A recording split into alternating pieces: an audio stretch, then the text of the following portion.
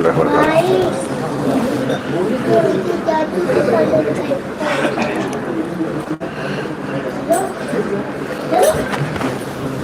الحمد للہ رب العالمین والصلاة والسلام علی سید المرسلین وعلی آلہ وصحبہ اجمعین ومن تبعہم بإحسان الی یوم الدین۔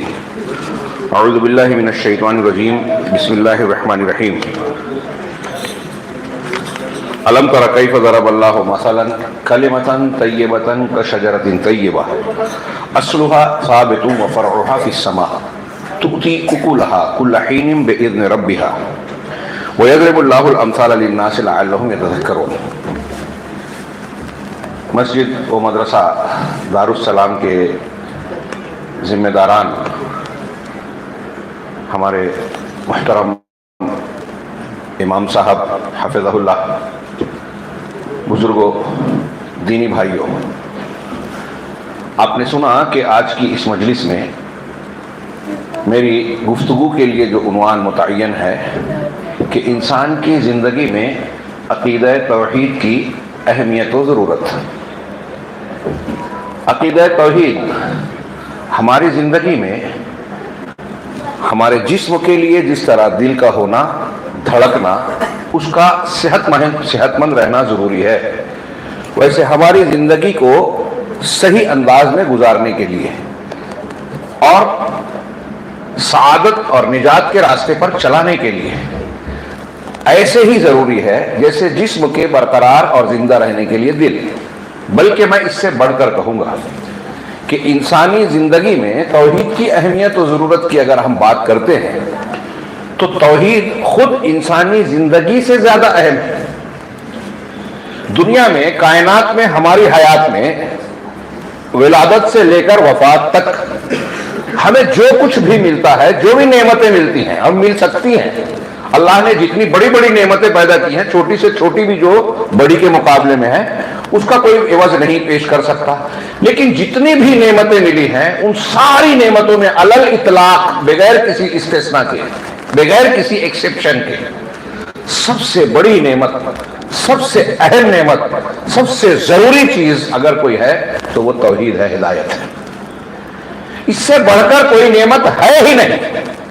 یہ اگر نہیں ہے تو انسانی زندگی بیکار ہے۔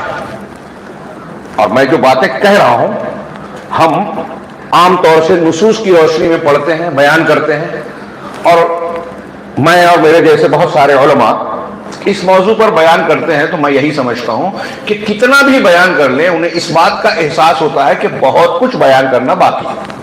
یہ موضوع ہی ایسا زرخیز ہے، ایسا پھیلا ہوا اور زبردست ہے کہ زندگی کے ہر پہلو پہ اس پر گفتگو کی جا سکتی ہے۔ ہاں، آپ کی نیکیاں ہیں، آپ کی برائیاں ہیں، آپ گھر میں رہتے ہیں، سیاسی زندگی جیتے ہیں، اقتصادیات میں کوئی کام کرتے ہیں، اجتماعی امور ہے، انفرادی امور ہے، جماعت و جمعیت ہے، مسجد ہے، ہر جگہ توحید کے بغیر ایک کام نہیں چل سکتا۔ توحید کے اثرات ہر جگہ آپ کو نمایاں طور پر نظر آئیں گے۔ تو میں یہ کہہ رہا تھا کہ تھیوریکل ہم یہ گفتگو کرتے ہیں توحید کی یہ ضرورت ہے، یہ فائدہ ہے۔ اگر ہم پریکٹیکل لائف میں اس کی ایک شکل یہ دیکھیں، ایک شکل کہ انسانی زندگی پر توحید کس طرح اثر انداز ہوتی ہے، کیا کردار نبھاتی ہے، اور توحید کے ساتھ ساتھ منہج بھی جوڑ دیجئے۔ منہج، توحید، عقیدہ، ایمان، ان کے اصطلاح میں، تشریح میں اگرچہ تھوڑا تھوڑا فرق ہوتا ہے، لیکن سب ایک دوسرے سے انتہائی شدت کے ساتھ جڑے ہوئے ہیں، لازم و ملزوم کی حیثیت رکھتے ہیں۔ اس لیے ان میں سے کوئی بھی لفظ میں استعمال کروں تھوڑے سے فرق کے ساتھ، سب ایک دوسرے کا معنی ایک دوسرے کو گھیرے ہوئے ہوں گے۔ تو میں عرض کر رہا تھا کہ اس کی ایک واضح پریکٹیکل طور پر ایک چیز ہم دیکھیں کہ آج دنیا میں کتنی کوششیں، محنتیں ہوتی ہیں، قوانین بنتے ہیں کہ اصلاح کی جائے، ترقی کی جائے، کیا کیا قوانین بن رہے ہیں، اصول ضابطے بنا رہے ہیں۔ ہمارے ملک سے لے کر عالمی سطح تک مختلف قسم کے قوانین کی خوب تعریف کی جاتی ہے۔ جمہوریت ایسی، سیکولرزم ویسا، سوشلزم ایسا، کیپٹلزم ایسا، فلاں ایسا اور فلاں ویسا، اور بڑے بڑے دعوے۔ جن شخصیات سے کوئی حکم، کوئی قانون یا کوئی ضابطہ منسوب ہوتا ہے، کوئی مذہب جس کی طرف نسبت رکھتا ہے، ان شخصیات کو خوب اڑایا جاتا ہے کہ وہ ہوا میں اڑتے ہیں، وہ ایسے ہیں، وہ ویسے ہیں۔ عشاء کے وضو سے فجر، فجر سے وضو عشاء، اور فلاں سے فلاں کرامت کرامت کھیلتے ہیں. اتنی بڑی شخصیت. وہ فلاں بولتا ہے کہ میں بایولوجیکل نہیں ہوں، ہاں ترقی پر لے جا رہا ہوں ملک کو، وکست بھارت بنا رہا ہوں. اور ہندوستان کے ایک عام انسان کی جو شرح آمدنی ہے وہ 2-4 سال 6 سال سے کہیں زیادہ گھٹ کر آدھی ہو چکی ہے. 100 روپیہ آپ کماتے ہیں تو 51 روپیہ مختلف قسم کے ٹیکسوں کی شکل میں ادا کر رہے ہیں. پریشان ہے، مہنگائی، بے روزگاری، فلاں فلاں. آپ کہیں گے کہ اس کا تعلق بھی توحید سے ہے. انسانی زندگی میں توحید کی کیا اہمیت ہے؟ میں نے کہا کہ آپ پریکٹیکل طور پہ دیکھیے. جناب محمد رسول اللہ صلی اللہ علیہ وسلم کے آنے سے پہلے کا دنیا کا منظر نامہ، آپ کے آنے یعنی بحیثیت نبی، خاتم النبیین، آپ کی تشریف آوری، نبوت کا ملنا، دعوت و تبلیغ کو انجام دینا، عرب کا وہ سماج اور معاشرہ جو جاہلیت اور جہالت کے انتہا کو پہنچا ہوا تھا. ہم پڑھتے ہیں، جانتے ہیں، طاقتور کمزور پر ظلم کرتا، ہر قسم کا شرک کرتا. یہ شرک توحید کی ضد ہے. ہر قسم کا شرک کرتا تھا. کہاں تک کرتے تھے؟ توحید کے اثرات. بعض صحابہ کا میں نے ایک قول پڑھا، پتہ نہیں سند کیسی ہے، غالباً عبدالحلیم اویس کی کتاب میں انہوں نے ایک صحابی کا قول نکلا، جب ہم کافر تھے تو ہم اتنے بے وقوف تھے، میں اپنے الفاظ میں بیان کر رہا ہوں، اتنے کم عقل بے عقل تھے. ایک مشرک سب سے زیادہ بے وقوف ہوتا ہے، کیونکہ سب سے بڑے حقدار کے سب سے بڑے حق کو اسے دیتا ہے جو اس کا حق ہے رکھتا ہی نہیں. خالق کا حق مخلوق کو دیتا ہے، اس سے بڑا بے وقوف کون ہوگا؟ تو انہوں نے کہا کہ ہماری اتنی حماقت کی یہ انتہا تھی کہ ہم آٹا گوندھ کے اس کا بت بناتے تھے، اس کی پوجا کرتے تھے. ہاں کوئی سوال کر سکتا ہے آٹا کتنے دن تک رہے گا، تو خمیر اڑ جائے گا. بہرحال وہ انہوں نے کہا کہ اس کی پوجا کرتے، بھوک لگتی تو اسی کو پھر سے پانی ڈال کے گوندتے اور روٹی بنا کے کھا لیتے اسی بت کو جس کی پوجا کر رہے تھے. اس کو تھوڑی دیر کے لیے جائیے، میں شاید بیان کر پاؤں نہ کر پاؤں، بہت پہلو ہیں اس کے کہ آپ دیکھیے کہ آج شرک کرنے والے لوگ کس کس کو کہاں کہاں ماتھا ٹیک کے اپنے آپ کو، اپنے شرف کو، انسانیت کو جو ہے شرمسار اور ذلیل کرتے ہیں، ذلت والا بناتے ہیں. ہاں خبریں آتی ہیں کہ بھائی جس کو جا کے لوگ پوچھتے تھے، جس کے سامنے بھیٹ اور بہت سارے چڑھاوے چڑھاتے تھے، اسی نے ایسی حرکتیں کی کہ آج جیل میں ہے. کتنے پنڈت ہیں، کتنے پھوک جھاڑ کرنے والے لوگ آج اس قسم کے ہیں. لوگ ان کے پیچھے اپنا ایمان، اپنی چیزیں ان کے حوالے کر دیتے ہیں. ہماری خواتین جو ہے اندھی بن کر چلے. یہ توحید کا نہ ہونا. یہ جو ابھی آپ خطاب سن رہے تھے، ماہ سفر آگے پیچھے کر لینا، ایسے فتوے جو لوگ دیتے ہیں، حلال کو حرام، حرام کو حلال، دین کو شریعت کو کھلواڑ بنانا، ہاں فتوے دینا کہ یہاں سود لے سکتے ہو، اسٹاک ایکسچینج میں اسی طریقے سے آپ دھندا کر سکتے ہو، اگرچہ شریعت کے اصولوں کے خلاف ہے لیکن ہندوستان میں کوئی راستہ نہیں. دلیل کیا ہے؟ آپ کی عقل. وہی بنی اسرائیل کی دلیل. جمعہ کے دن جال لگایا، اتوار کے دن ہم نے مچھلیاں نکالی تو سنیچر کو شکار نہیں کیا. اللہ کا قانون بھی اپنی جگہ اور ہمارا فائدہ بھی. اس ہاتھ میں بھی لڈو اور اس ہاتھ میں بھی گناہ کے گناہ کیے جا رہے ہیں. جنت بھی ہاتھ سے نہیں جا رہی ہے. آج کل ایسی عقل مندیاں، بہت سے شارٹ کٹ جنت کا لوگوں نے نکال لیا ہے. یہ بھی توحید کے اثرات کا، توحید کے نہ ہونے کے اثرات ہے زندگی پر. کہ ایک آدمی کو اتنی جرأت ہو گئی ہے کہ اللہ نے کہا ہے کہ جو سودی لین دین کرتا ہے وہ جنگ کا اعلان کرے، جو والدین کی نافرمانی کرتا ہے وہ اللہ کا مبغوض ہے، اللہ ناراض ہوتا ہے، جو یتیم کا مال کھاتا ہے وہ اپنے پیٹ میں جو ہے جہنم کی آگ بھرتا ہے، اور جو فلاں گناہ کرتا ہے. یہ سارے معاملے کو صاف کر دیا اور ایک فضیلت بنا دی. یہ 2 رکعت پڑھ لی، یہ ذکر کا وظیفہ کر لیا، سارے گناہ معاف، فرشتے آپ کی دعا کرنے پر ڈیوٹی پہ لگا دیے جائیں گے. اب کس کا کوئی بھی حق مار لو، کوئی فرق نہیں پڑتا. توحید کے نہ ہونے کے اثرات. بات تھوڑی منتشر ہو رہی ہے، سمیٹوں ابھی کہ صحابہ کرام کا وہ سماج اور معاشرہ جہاں ہر قسم کا گناہ ہوتا تھا. اسلام لانے سے پہلے مختلف صحابہ کی زندگی میں کیسے حالات تھے آپ پڑھیے. ایک دوسرے پر حملہ کرنا، ظلم کرنا، انتقامی کارروائی میں ایک کے بدلے میں بہت سے لوگوں کو مار دینا، ڈاکہ ڈالنا، چوری کرنا، زنا کرنا، اور نہ جانے کوئی گناہ ایسا نہیں تھا جو وہ نہیں کرتے تھے. ایک شارٹ جواب اس عنوان کا لمبی چوڑی تقریر کے بغیر. اور اسلام لانے کے بعد یعنی توحید کو اختیار کرنے کے بعد نبی کریم صلی اللہ علیہ وسلم اور تمام انبیاء دعوت و تبلیغ کرتے تھے تو شروع سے لے کے ہمیشہ توحید کی دعوت دیتے تھے, اسی پر فوکس کرتے تھے.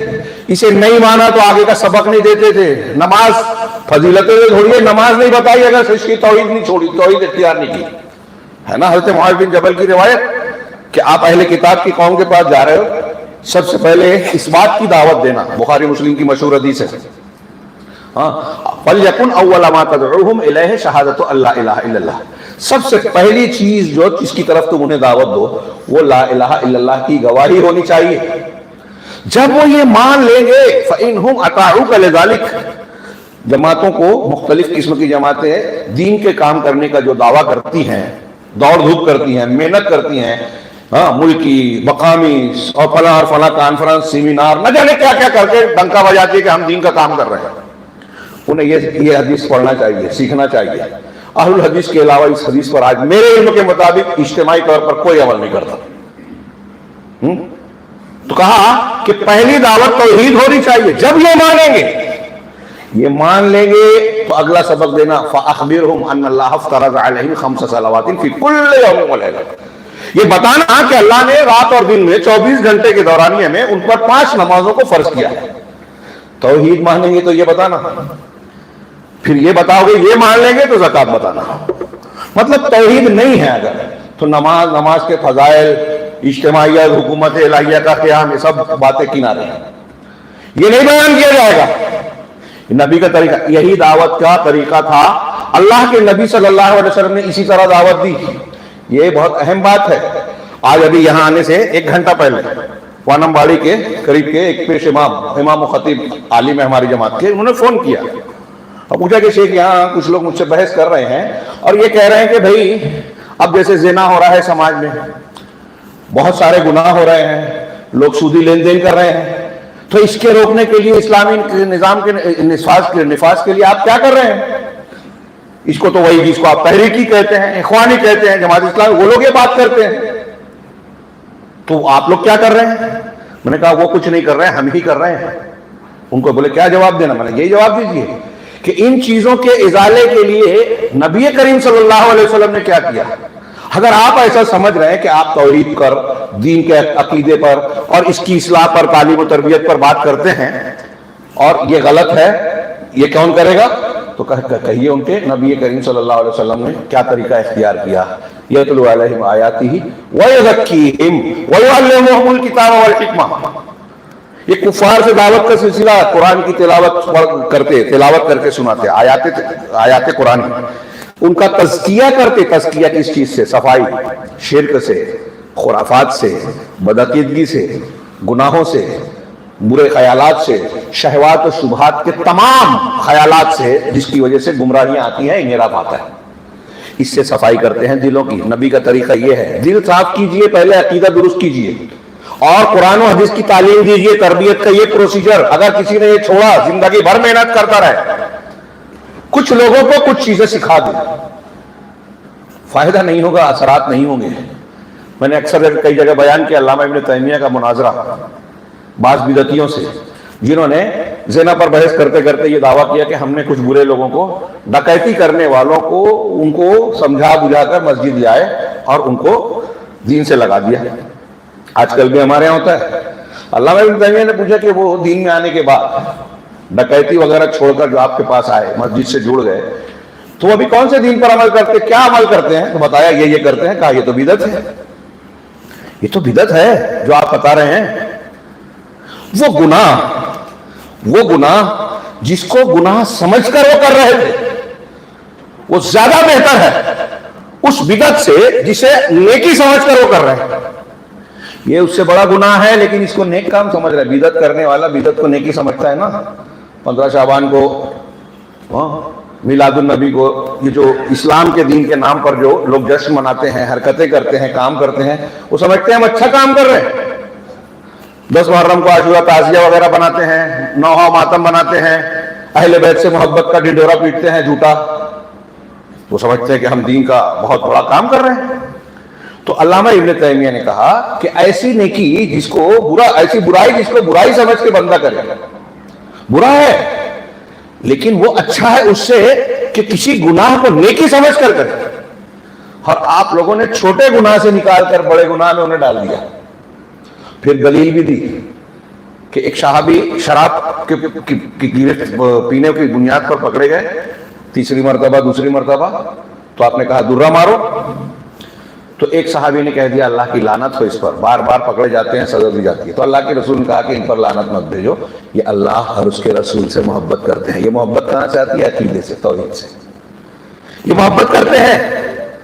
تو عقیدے کی بنیاد پر جب انہوں نے گناہ کیا، میں یہ نہیں کہہ رہا شراب پینے لگے اچھے سے آپ کی توحید ہے بہت زوردار، اجازت مل گئی، نہیں، گناہ ہے وہ، سزا دی جائے گی، لیکن عقیدہ صحیح ہے تو اللہ کے رسول صلی اللہ علیہ وسلم نے صحابی سے کہا برا بھلا مت کہو، شیطان کی اپنے بھائی کے خلاف مدد مت کرو. دوسری طرف اللہ کے نبی صلی اللہ علیہ وسلم کہا تفصیل میں نہ جاتے ہوئے، بہت شارٹ میں اشارہ میں کئی جگہ بیان کیا ہوں لیکن دہراتے رہنا چاہیے. اس کو سمجھانا قوم کو، ملت کو، مسلمانوں کو اور ہمارے یہاں بدعتی جماعتوں کو بہت ضروری ہے کہ خارجی اللہ کے رسول نے صحابہ سے کہا کہ تم ان کی نماز کے سامنے اپنی نماز کو، ہم کو نہیں، کس سے کہا؟ سب سے اعلیٰ، اللہ کے رسول کے بعد سب سے اعلیٰ درجے کے مسلمان، کہ تم اپنی نماز کو ان کی نماز کے سامنے کمتر سمجھو گے، اپنی تلاوت کو، اپنے روزے کو ان کے عبادت کے سامنے جو ہے حقیر سمجھو گے. وہ قرآن پڑھیں گے لیکن حلق سے نیچے نہیں اترے گا. ہاں، دین سے اس طرح نکل جائیں گے جیسے تیر شکار کو چھید کر نکلتا ہے. نبی کریم صلی اللہ علیہ وسلم نے فرمایا کہ اگر وہ مل جائے تو انہیں قتل کرنا، مجھے ملیں گے تو آگ کی طرح ماروں گا. آج میں بولتا ہوں اکثر کہ جیسا اللہ کے رسول صحابہ سے زیادہ نماز پڑھیں، آج کوئی ایسا نماز پڑھتا ہوا ہم کو سماج میں دکھے گا، ہم کیا بولیں گے؟ ہمارے یہاں لوگ کتابوں میں لکھ رہے ہیں، تقریروں میں بیان کر رہے ہیں، ارے وہ دینی پہ تو عمل کر رہا ہے نا، اس کے لیے اس کا کرنے دو، آپ اپنا کرو، اس کو اس کا کرنے دو. اب وہ میلاد پڑھ رہا ہے، تعزیہ بنا رہا ہے، شب برات، تو کیا فرق پڑتا ہے؟ آپ اپنا کام کیجئے ان کا. اللہ کے رسول نے یہ نہیں سکھایا. اللہ کے رسول کا 72 غلط ہوں گے، ایک جنتی جنت کے راستے پہ 73 فرقے ہوں گے میری امت. تو ہم کو یہ بولنا پڑے گا کہ نہیں بولنا پڑے گا؟ ہم یہ بولیں گے تو گنہگار ہو جائیں گے. حدیث پڑھیں گے نا، یہ حدیث ہے نا، سب مانتے ہیں نا کہ 73 فرقے ہوں گے اس امت کے. یہ بھی کہا اللہ کے رسول نے کہ اس میں سے 73 میں سے 72 کہاں جائیں گے؟ جہنم میں. وہ ہمیشہ کے لیے جائے یا عارضی طور سے جائے، ایک الگ بحث ہے. کچھ لوگ جا کے نکال دیے جائے، کچھ لوگ معاف کر دیے جائے، الگ بات ہے. لیکن وہ 72 کا طریقہ راستہ غلط ہے. اور آپ کہہ رہے ہیں کہ کسی کو غلط بولے مت، رسول نے بولا. رسول اللہ صلی اللہ علیہ وسلم کہہ رہے ہیں یہ خارجی مل جائے تو انہیں قتل کرنا، آپ بولتے بولے ہی مت. اللہ کے رسول مانو. اللہ کے رسول نے کہا کہ کچھ لوگ آئیں گے، ایک زمانہ، آخری زمانہ ایسا ہوگا کہ تمہارے سامنے کچھ لوگ آئیں گے جو ایسی حدیثیں بیان کریں گے جو تم نے اور تمہارے آباء و اجداد نے نہیں سنا، لہذا تم ان سے بچنا، ان کو اپنے سے دور رکھنا، اور وہ تم سے دور رہیں. تو اللہ کے رسول نے بچنے کے لیے کہا، ان سے آپ کہتے ہو کوئی مطلب نہیں ہے، سب لوگ ایک ہو جاؤ. ہاں، اگر وہ بدعت کر رہا ہے، شرک کر رہا ہے، سب ایک ہو جاؤ. تو یہاں اہمیت دیکھیے، اللہ کے رسول صلی اللہ علیہ وسلم نے نماز روزے میں شدت اختیار کرنے والے صحابہ سے زیادہ نماز روزہ کرنے والوں کو کہا ان مل جائے تو مار دینا. کیوں؟ عقیدہ خراب تھا، ان کی توحید اور ایمان بگڑا ہوا ہے، منہج بگڑا ہوا ہے، اس لیے ان کو مار دینا ملیں گے تو. اور اگر کوئی شخص کا عقیدہ صحیح ہے، اللہ اور رسول سے محبت کرنے والا ہے، تو اگر شراب اور اس طرح کا کوئی گناہ ہو جائے تو چھوڑ دینا، اس پر لعنت نہیں بھیجنا. ہاں، سزا جو ہو رہی ہے، جتنی اس کے اندر برائی ہے اتنی نفرت کا اظہار کیا جائے گا، الحب فی اللہ والبغض فی اللہ کے اصول کے تحت. تھوڑی دیر کے لیے سوچیے کیا اہمیت ہے عقیدے کی. تو نبی کریم صلی اللہ علیہ وسلم نے اس عقیدے کی بنیاد پر جس معاشرے پر محنت کی، میں نے ابھی کہا کہ ہم پڑھتے ہیں دنیا کا سب سے زیادہ گیا گزرا، جاہلیت اور جہالت والا، ہر قسم کے عقیدے، عمل، اخلاق کے گناہوں والا سے بھرپور سماج وہ تھا. اور جب عقیدہ توحید پر رسول اللہ صلی اللہ علیہ وسلم نے ان کی تربیت فرمائی، 23 سالہ زندگی میں جو کایا پلٹ ہوئی، یہ ہم نہیں، یورپ کے بعض عیسائی، نصارہ، اور یہاں تک کہ بعض یہودی، دوسرے غیر مسلم جو اسٹڈی رکھتے ہیں غیر اور منصف انصاف پسند ہے، انہوں نے بھی یہ حیرت کا اظہار کیا کہ محمد رسول اللہ صلی اللہ علیہ وسلم کی تربیت نے انسانی تاریخ کا دھارا موڑ دیا. بہت بڑے بڑے لوگ، ریفارمر، مصلحین اور شخصیات تاریخ میں آئی، لیکن جیسا اثر، جیسی تاثیر خاتم النبیین جناب محمد رسول اللہ صلی اللہ علیہ وسلم کی دعوت و تربیت نے دکھایا دنیا کے سامنے، اور آج تک اور قیامت تک رہے گا، ویسا اثر کسی دعوت میں نہیں ملے گا. کہ دنیا کی سب سے عظیم جہالت، جاہلیت، گناہ کے عادی لوگ، وہ آپ کی دعوت کو، آپ کی تربیت کو پانے کے بعد دنیا کے سب سے زیادہ مہذب، سب سے زیادہ بہترین، سب سے اعلیٰ اخلاق والے اور سب سے زیادہ نیکی کرنے والے بن گئے. اللہ کے حقوق کو بھی جاننے والے اور بندوں کے حقوق کو بھی ادا کرنے والے. ان سے بہتر کوئی سماج اور معاشرہ اب تصور بھی نہیں کیا جا سکتا. صحابہ کرام سے کیسے ہوئے؟ صرف یہاں دیکھیے، ہمارے عنوان کا جواب صرف اس ایک بات میں جو میں نے اتنی دیر میں بیان کی کہ صحابہ کرام توحید سے پہلے کیا تھے اور صحابہ کرام توحید کے بعد کیا ہو گئے. تو انسانی زندگی میں توحید کا یہ اثر نظر آئے گا کہ ہر زندگی کے ہر شعبے کی اصلاح کا انحصار اور بنیاد توحید میں ہے، اس کی تاثیر ہے. اگر آپ چاہتے ہیں کہ میاں بیوی کے تعلقات اچھے ہو جائیں، باپ بیٹے کے رشتے درست ہو جائیں، ایک دوسرے سے رشتہ جوڑے، حرام کرنا چھوڑ دیں، ظلم سے باز آ جائے، زنا کو ترک کر دیں، اکیلے میں بھی ہمارا بچہ موبائل پہ گندی چیزیں نہ دیکھے، برے چیٹنگ نہ کرے، ناجائز تعلقات ہماری بچیاں نہ کریں، کالج میں اگر چلی گئی ہے کوئی ایمان کا خریدنے والا ہے گردن کٹا دے، لیکن کلمہ شرک جو ہے کلمہ شرک زبان پر نہ لائے. اگر ہم چاہتے ہیں صحابہ اور صحابیات کی طرح تربیت ہو تو توحید کو سکھانا ہوگا. کتنی اہم ہے. اسی لیے جو میں نے کہا تھا کہ ہماری زندگی سے زیادہ اہم توحید ہے.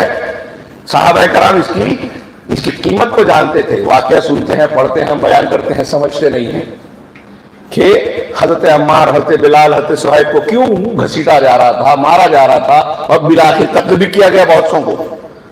انہوں نے سب چھوڑا، وطن چھوڑ دیا، گھر چھوڑ دیا، ہجرت کر لی، ضرورت پڑی تو جان دے دی، نہیں چھوڑا تو توحید نہیں چھوڑی.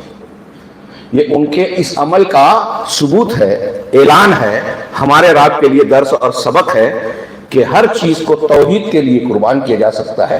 توحید اور ایمان کو کسی چیز کے لیے قربان نہیں کیا جا سکتا. اسی کے لیے ہجرت ہوئی، اسی کے لیے قتال ہوا، اسی کے لیے صحابہ شہید ہوئے، اسی کے لیے گردنیں کٹوا دی، پھانسی پر چڑھ گئے، مرتے مرتے آنکھ میں آنسو آیا. ظالم بادشاہ نے سمجھا کہ شاید اب پچھتا رہا ہے، کہا ہمارا مذہب قبول کر لو، شرک والا تو آپ کو چھوڑ دیں گے. کہا میرے آنسو کا غلط مطلب سمجھ رہے ہیں آپ، میں اس لیے نہیں رو رہا ہوں کہ مر رہا ہوں، اس لیے رو رہا ہوں کہ صرف ایک ہی جان ہے. آپ ابھی مجھ کو سولی دو گے ختم ہو جاؤں گا، میرے ہر بال میں جان ہو جائے، ہر جان کو قربان کر دوں، لیکن اپنے دین توحید سے میں پیچھے نہیں ہٹ سکتا. یہ وہ تھے. اب کہانی لگتا ہے نا، ہماری بچی جو ہے دنیا کی کچھ چیزوں کو، رنگینی کو دیکھ کر بچہ جو ہے ایمان کو، توحید کو بیچ دیتے ہیں. اس پر محنت کی گئی ہے. یہ جو عنوان ہے آج کا، میں ایسا سمجھتا ہوں بہت سارے ہمارے جماعت کے لوگ جو جاہل ہے لیکن علامہ سمجھتے ہیں اپنے آپ کو، وہ سمجھتے ہیں کیا اس عنوان کی ضرورت ہے، بہت کچھ معلوم ہے ہمیں، جبکہ نہیں معلوم ہے، اس کی اہمیت نہیں جانتے. اگر اس کی اہمیت جانتے تو ہمارے سماج میں یہ حالات نہیں ہوتے جو ہو رہے ہیں. ہمارے نظر میں توحید اور عقیدے کی اہمیت ختم ہو جائے، اور عقیدے کی اہمیت اگر ختم ہو گئی، میری بات کو یاد رکھیے، گانٹھ مار کے لکھیے، عقیدے کی اہمیت، توحید کی، ایمان کی اہمیت اگر گھٹ گئی تو اسلامی غیرت اور غیرت کا پانی مر جائے گا. اب آپ آسانی سے کسی لڑکی کو مرتد بنا سکتے ہو، کسی لڑکے کو شرک، منکر حدیث، شرک کے راستے پہ، انکار حدیث کے راستے پہ، صحابہ کرام کو برا بھلا کہنے کے راستے پہ آسانی سے لے جا سکتے ہو جو توحید میں کمزور ہو. آپ دیکھ لیجئے جتنے لوگ بھٹکتے ہیں وہ توحید نہیں جانتے. ہمارے یہاں ہندوستان میں میں اکثر بولتے ہیں بہت جانتے ہیں. ابھی اس مجمع سے ہمارے یہاں بہت جو دعوے دار ہیں علامہ بننے کے، علم والا ہونے کے، ان سے پوچھئے توحید کی شرطیں کیا ہیں، نواقض توحید کیا ہے. چند لوگ انگلیوں پہ گننے والے شاید جواب دے پائیں. لیکن یہ خیال، یہ غلط فہمی ہے، سعودی عرب کا بچہ جو جواب دے گا ہمارے یہاں کا بوڑھا نہیں دے پائے گا اس معاملے میں. لیکن غلط فہمی یہ ہے کہ ہم بہت جانتے ہیں، نہیں جانتے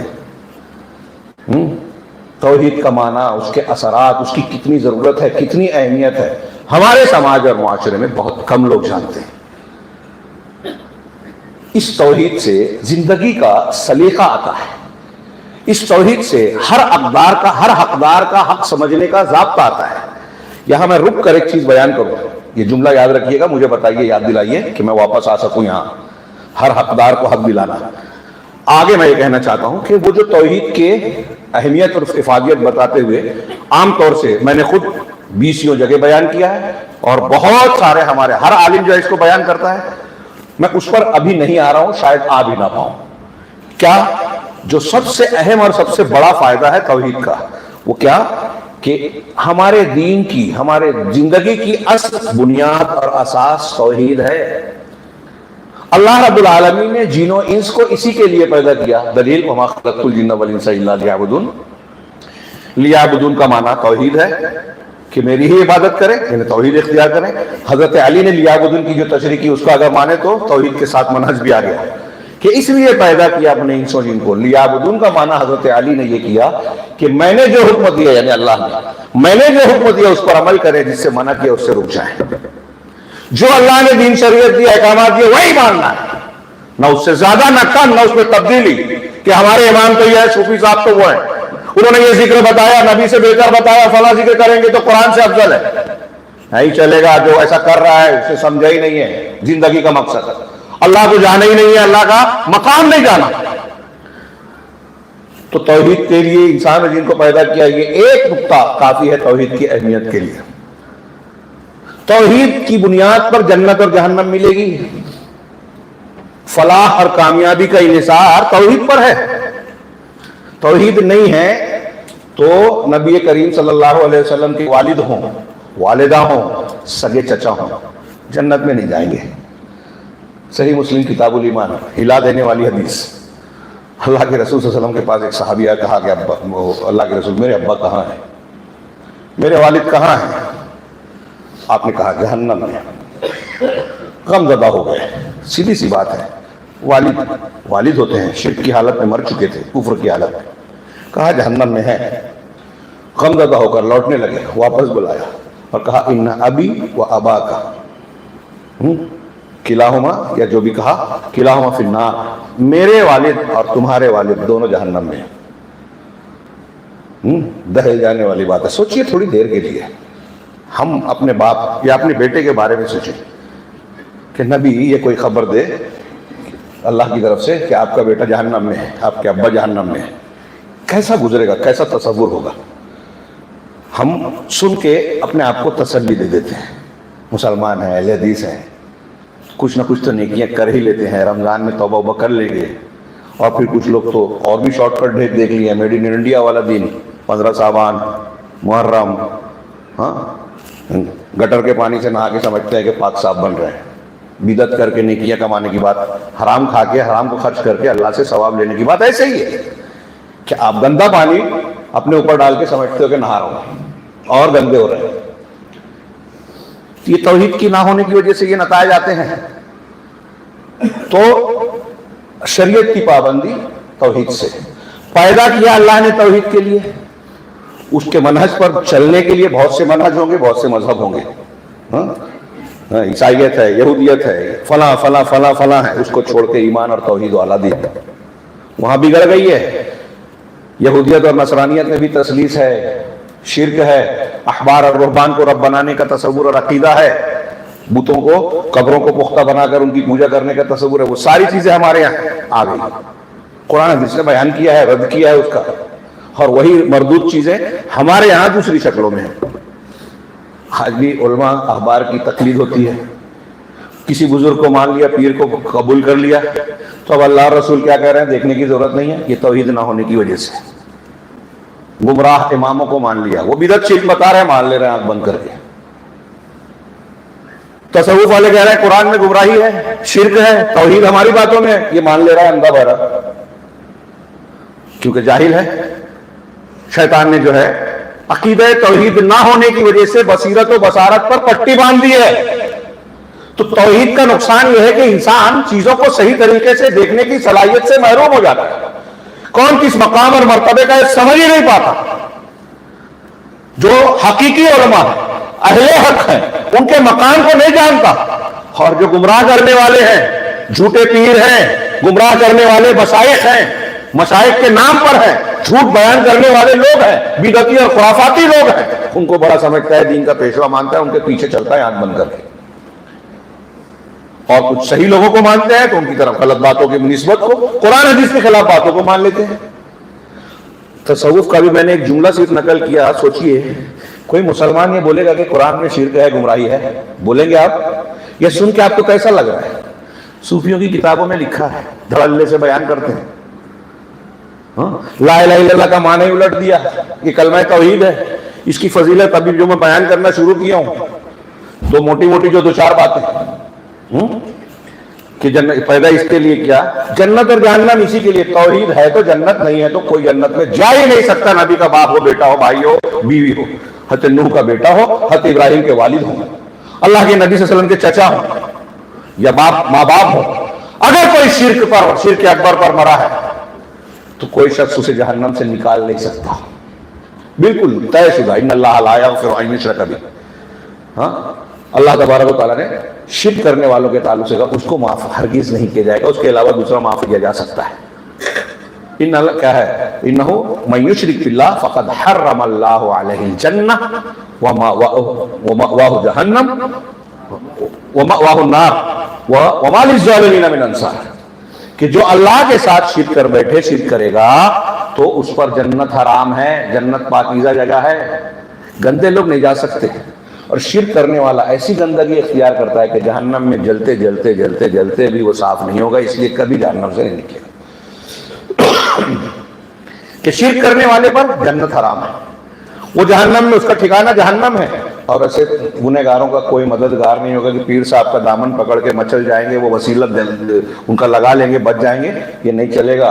اللہ کہہ رہا ہے ہماری ظالمین، مشرکین کا کوئی بھی مددگار نہیں ہوگا، کوئی سفارشی وسیلے والا سوال ہی نہیں.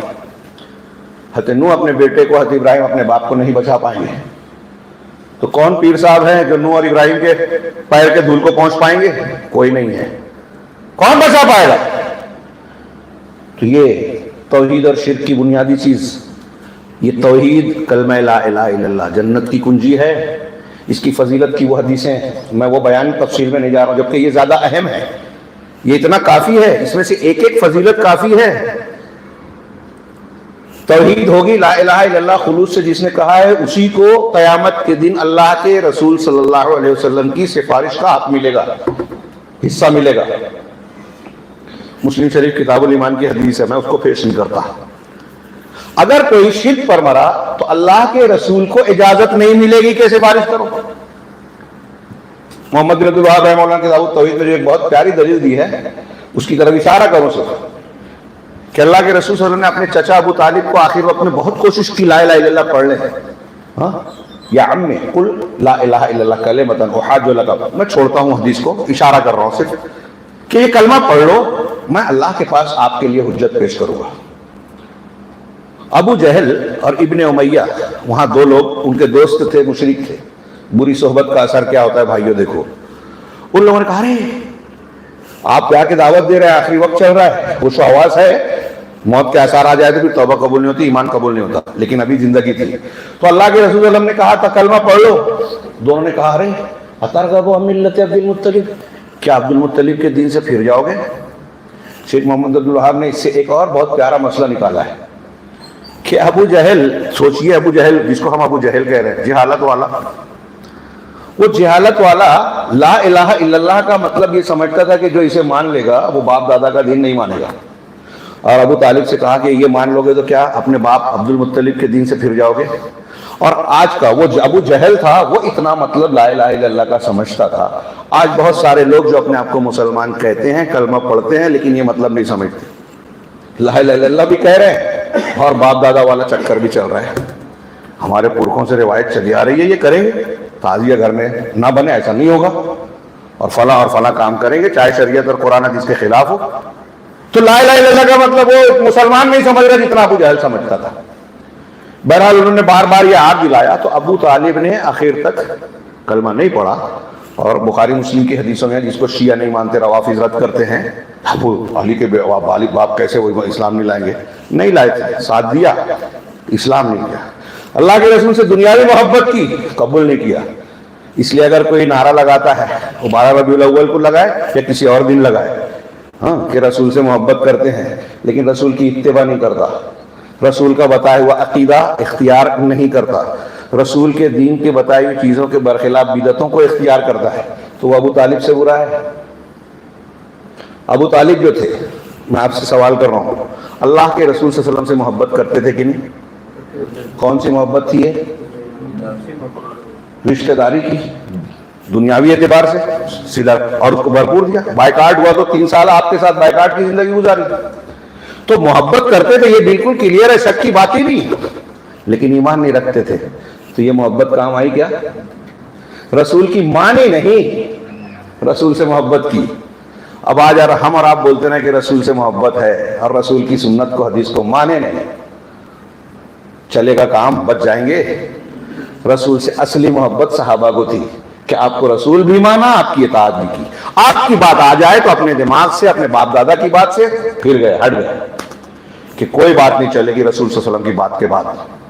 یہ ہے توحید کی بنیاد پر اس بات کا شعور، یہ بصیرت کہ کس کا کیا حق ہے یہ سمجھا جائے. تو اللہ کے رسول صلی اللہ علیہ وسلم، میں کہہ رہا تھا کہ ابو طالب نے جب یہ کہا اور مر گئے اسی پر، کلمہ نہیں پڑھا، مر گئے. پڑھیے بخاری مسلم، ہلا دینے والی بات ہے. عقیدہ توحید کی اہمیت کیا ہے؟ صرف یہ ایک بات، میں ایسا مانتا ہوں کہ جو 3-4 نقطے میں بیان کر رہا ہوں، صرف ایک چیز ہم سمجھ لیں کافی عقیدہ توحید کو، لا الہ الا اللہ کو کی اہمیت کو سمجھنے کے لیے. ابو طالب نے نہیں پڑھا. اللہ کے نبی صلی اللہ علیہ وسلم نے کہا لَأَسْتَغْفِرَنَّ لَكَ مَا لَمْ أُنْهَ عَنْكَ، کہ میں آپ کے لیے استغفار کرتا رہوں گا جب تک کہ مجھے منع نہ کیا جائے. وہ آپ کو اندازہ تھا کہ منع کیا جا سکتا ہے. اور پھر آئی آیت بعد میں کہ ما کان للنبی والذین آمنوا ان یستغفروا للمشرکین ولو کانوا اولی قربی من بعد ما تبین لهم انہم اصحاب الجحیم. نبی اور مشرکین، مومنین کے لیے، نبی اور مومنین کے لیے جائز نہیں ہے، روا نہیں ہے، درست نہیں ہے کیا؟ کہ مشرکین کے لیے مغفرت کی دعا. رک کے غور کیجئے یہ جملہ قرآن کا. اگر کوئی مشرک مر گیا، ہاں، سگا باپ ہو، سگے چچا ہوں، والدہ ہوں، والد ہوں، اللہ تعالیٰ کہہ رہا ہے کہ نبی کے لیے، ہمارے رات چھوڑیے، نبی کے لیے بھی جائز نہیں ہے کہ اس کے لیے مغفرت کی دعا کرے، چاہے وہ قریبی رشتہ دار ہو. ولو کانوا، قرآن کہہ رہا ہے، یہ میں نہیں، کوئی مولوی نہیں، اللہ رب العالمین فرما رہا ہے وَلَوْ كَانُوا أُولِي قُرْبَىٰ مِن بَعْدِ مَا تَبَيَّنَ لَهُمْ أَنَّهُمْ أَصْحَابُ الْجَحِيمِ. یہ بات واضح ہو جانے کے بعد کہ وہ جہنمی ہیں، اصحاب جہنم میں سے. اللہ کے رسول صحیح مسلم میں ہے، طبرانی وغیرہ میں تھوڑی وضاحت ہے کہ اللہ کے رسول صلی اللہ علیہ وسلم اپنی والدہ کی قبر پر گئے، رونے لگے اور کہا کہ میں نے اپنی والدہ کی قبر کی زیارت کی اجازت مانگی کہ جا سکتا ہوں، تو اللہ نے اجازت تو دے دی، لیکن میں نے اللہ سے یہ مانگا کہ اللہ کے رسول میرے والدہ، اپنی والدہ کے لیے مغفرت کی دعا کروں، اللہ نے مجھے اس کی اجازت نہیں دی. اپنی سگی ماں کے لیے دعا کرنے کی اجازت نہیں. ابو طالب سگے چچا جنہوں نے دنیا میں بہت سارا ساتھ دیا، اجازت نہیں. دنیا میں اب غور کیجئے کہ دنیا میں اگر ایک شرک کرنے والے کے لیے مغفرت کی دعا کرنے کی اجازت نہیں ہے تو میدان محشر میں شفاعت کی اجازت ملے گی؟ نہیں مل سکتی. دماغ میں رکھیے، جو لوگ دھوکے میں ہیں، کچھ بھی کر لیں، نماز نہ پڑھیں، روزہ نہ رکھیں، حرام کرتے رہیں، بدعت کرتے رہیں، شرکیات میں عمل کرتے رہیں، اور قیامت کے دن وسیلہ وہ ہم کو مل جائے گا، اللہ کے رسول کی شفاعت مل جائے گی. نہیں، اتنا آسان نہیں ہے. شفاعت کا اختیار اللہ کے ہاتھ میں ہے. کسی پیر سے آپ جا کے کروڑ مرتبہ روز بولے مجھے قیامت کے دن آپ سفارش کر دینا، نہیں کر سکتا جب تک اللہ اجازت نہ دے اور جب تک آپ کے لیے نہ دے. یہ ایک بحث ہے، یہ توحید کی ایک اہمیت ہے. اب اس کو بولیں گے کہ یہ تو مرنے کے بعد کی ہے انسانی زندگی کی. نہیں، زندگی کا انجام وہیں سے، ہمارے عنوان میں زندگی ہے، زندگی اس سے جڑی ہوئی ہے. یہ ایک پوائنٹ. توحید کی اہمیت، لا الہ الا اللہ کی قدر و قیمت، یہ گناہوں کا کفارہ ہے. کتنی وزندار ہے یہ. ایک روایت میں ہے، بہت شارٹ میں اشارہ کر رہا ہوں، اللہ کے رسول نے فرمایا کہ اگر ساتوں آسمان و زمین، ساتوں آسمان، ساتوں زمین اور ان کے درمیان کی اللہ کے سوا ساری چیزیں ترازو کے ایک پلڑے میں ہوں، لا الہ الا اللہ یعنی کلمہ توحید دوسرے پلڑے میں ہو، تو لا الہ الا اللہ کا کلمہ وزندار ہوگا، جھک جائے گا، بھاری پڑ جائے گا پلڑا. یہ ابن حبان کی بھی ایک روایت ہے، اور حضرت نوح نے اپنے بیٹے کو ایک نصیحت کی اس حدیث میں بھی ہے کہ نوح علیہ السلام نے یہ بات کہی، اور اللہ تعالیٰ نے موسیٰ علیہ السلام سے وہ ابن حبان والی روایت میں کہا، نبی صلی اللہ علیہ وسلم نے بیان کیا۔ تو یہ اتنا وزن دار، قیامت کے دن ایک شخص آئے گا، اور یہ سنن کی روایت ہے، علامہ البانی وغیرہ نے صحیح کہا ہے۔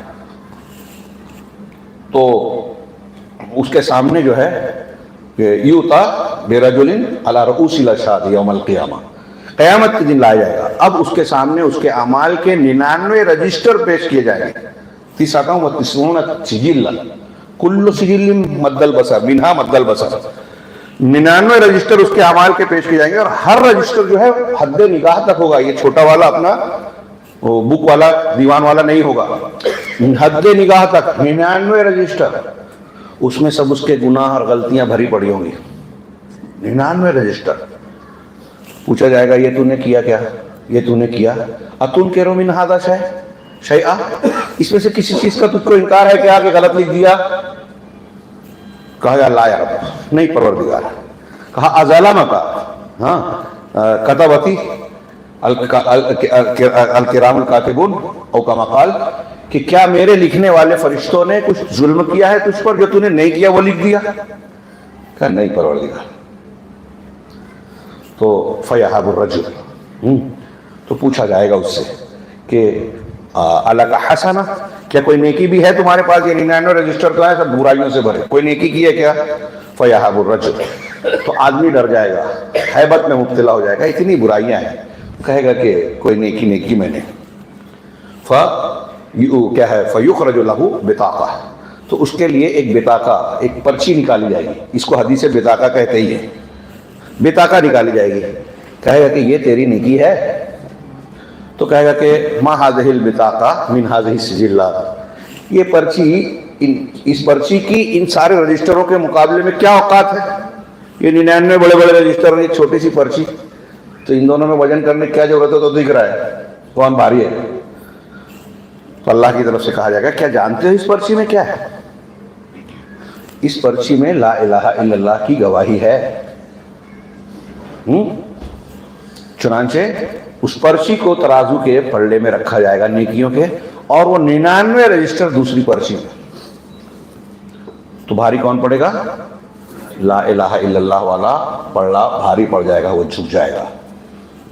اب یہاں بھی میں خاص طور سے بولنا چاہتا ہوں، ہو سکتا ہے علماء اس حدیث کو بیان کرنے سے ڈرتے ہوں کیونکہ آج کل کے علامہ مفتیان بڑے خطرناک ہیں، بغیر ڈگری والے، بغیر ڈگری کے وکیل، بغیر ڈگری کے جج، بغیر ڈگری کے ڈاکٹر، ایسے بغیر ڈگری کے علامہ اور علماء بہت پائے جا رہے ہیں آج کل۔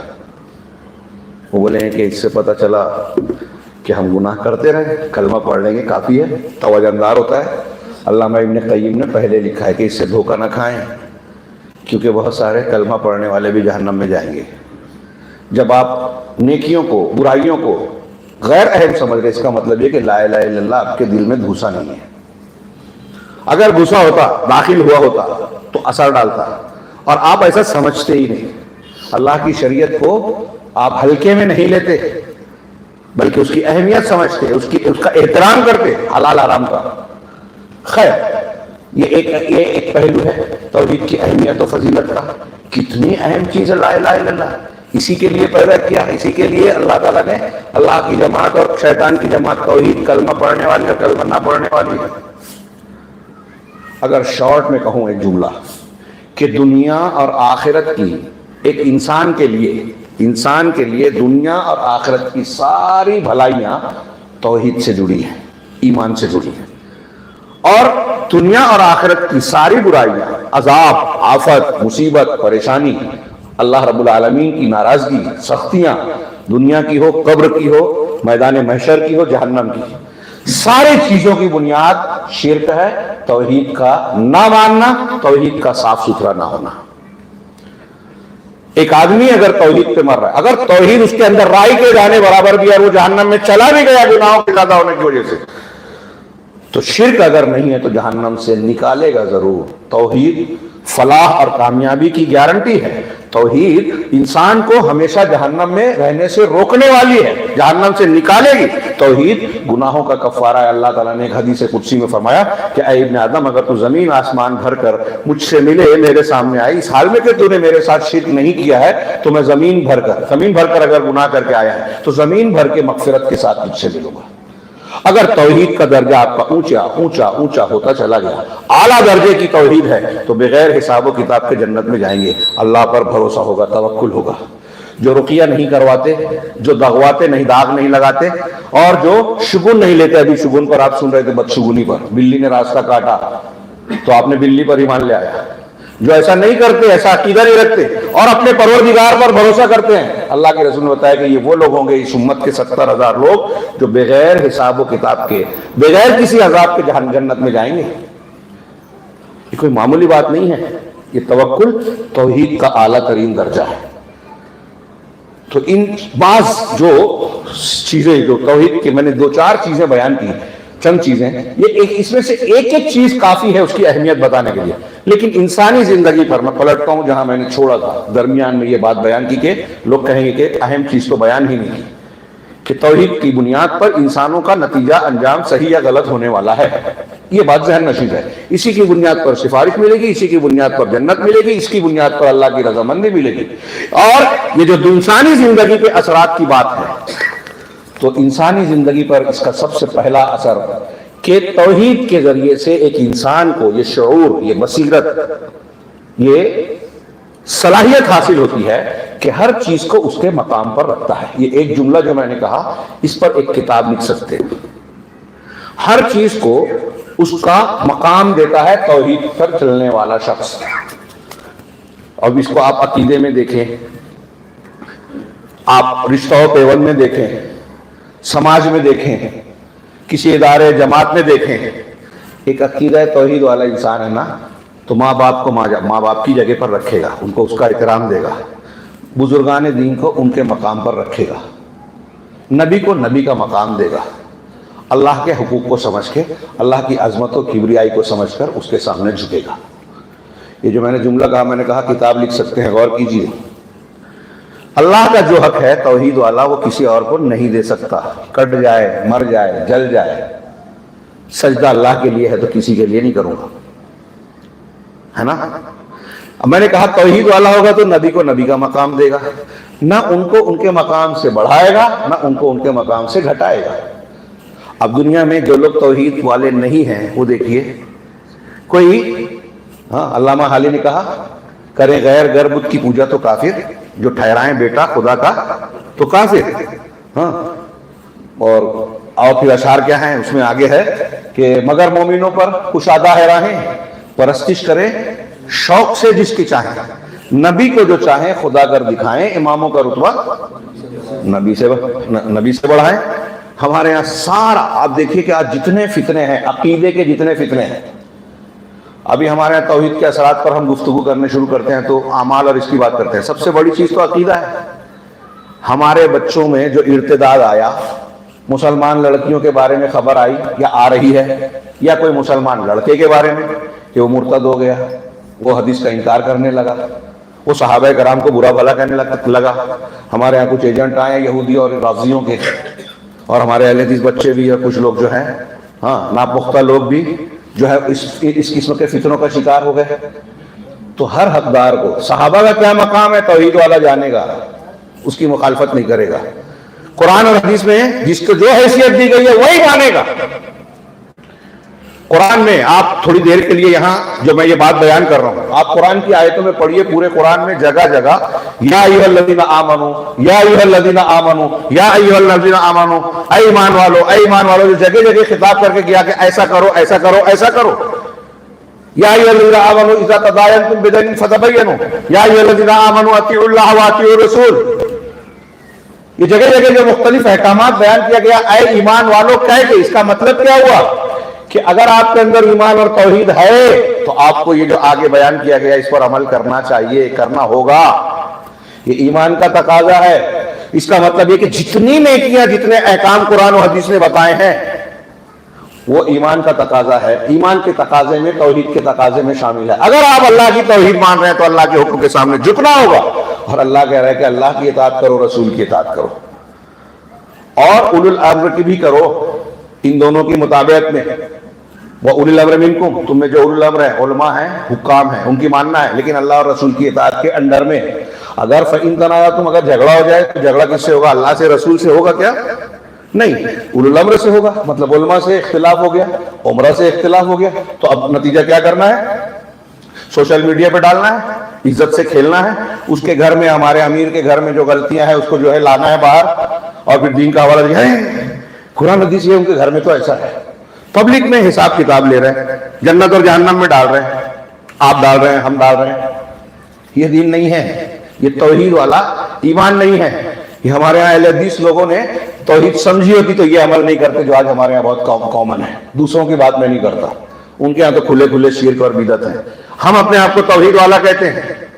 توحید اگر ہوگی تو ہر حقدار کو آدمی حق دے گا۔ اگر ایک آدمی، میں اکثر کہا کرتا ہوں، اگر ایک آدمی ماں باپ سے زبان درازی کر رہا ہے، بدتمیزی کر رہا ہے، نافرمانی کر رہا ہے، گھر سے نکال رہا ہے کسی باپ کو، ماں کو، تو وہ توحید میں کمزور ہے۔ اس کی توحید مضبوط ہوتی تو اپنے ماں باپ کے ساتھ وہی حق دیتا جو اللہ نے کہا ہے کہ ان سے اف نہ کہو، وہ کیسے بھی ہو۔ شرک سے بڑا گناہ نہیں کر سکتا نا کوئی۔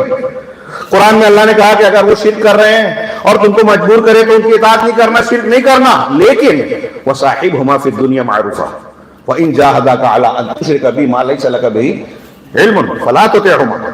ہاں، اگر شرک کا حکم دے جس کا تجھے علم نہیں ہے، دلیل ہے ہی نہیں اس کی، تو وہ نہیں ماننا، لیکن دنیا کے معاملات میں ان کے ساتھ معروف اور اچھا معاملہ کرنا۔ اب آپ کے ابا، میرے ابا، فلاں کے ابا شرک سے بڑا گناہ کرتا ہے کوئی؟ آج ہمارے بدتمیزی کرتے کہتے میرے ابا بہت برے ہیں اس لیے میں ایسا کرتا ہوں۔ تو میں یہ کہتا ہوں کہ اگر توحید ہوگی نا تو اب یہ جو میں نے ایک جملہ کہا اب اس کو ایسے دیکھیے کہ کچھ عورتیں گئیں، ایک جگہ گئیں، سچا سودا ڈیرا میں، رام رحیم جس کو ابھی پیرول پہ پھر چھوڑا گیا ہے، وہاں گئی، ان کو استعمال کیا، وہ ان کو پجا نہیں ماننے لگے، ان کے سامنے جھکنے لگے، ان کے اندر کچھ انسانی قوت سے بڑھ کر قوت ماننے لگے۔ ہمارے وزیر اعظم نے بھی کہا کہ میں بایولوجیکل نہیں ہوں، ایسا لگتا ہے کہ ماں سے پیدا ہوا تھا، پہلے لگتا تھا اب نہیں لگتا، آسمان سے اترے۔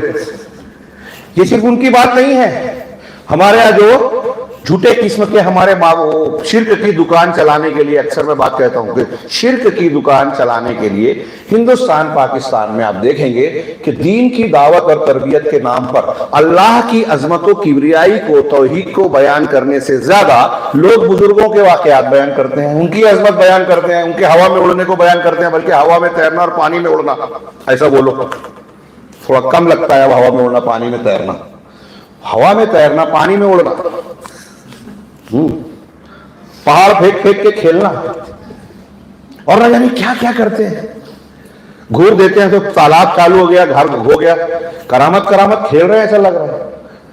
یہ پبلک میں بیان کرتے ہیں، آپ ہنس رہے ہیں، لیکن غور کیجیے میں جو بات کہہ رہا ہوں اس پر کہ عوام میں ارے وہ بزرگ تو بہت پہنچے ہوئے تھے، کتنے؟ اب تو آپ کو مریخ اور چاند پہ جا کے بولتے کہ بہت پہلے ہیں، وہ تو بہت اور آگے پہنچ گئے تھے، اور زیادہ بہت پہنچے ہوئے تھے۔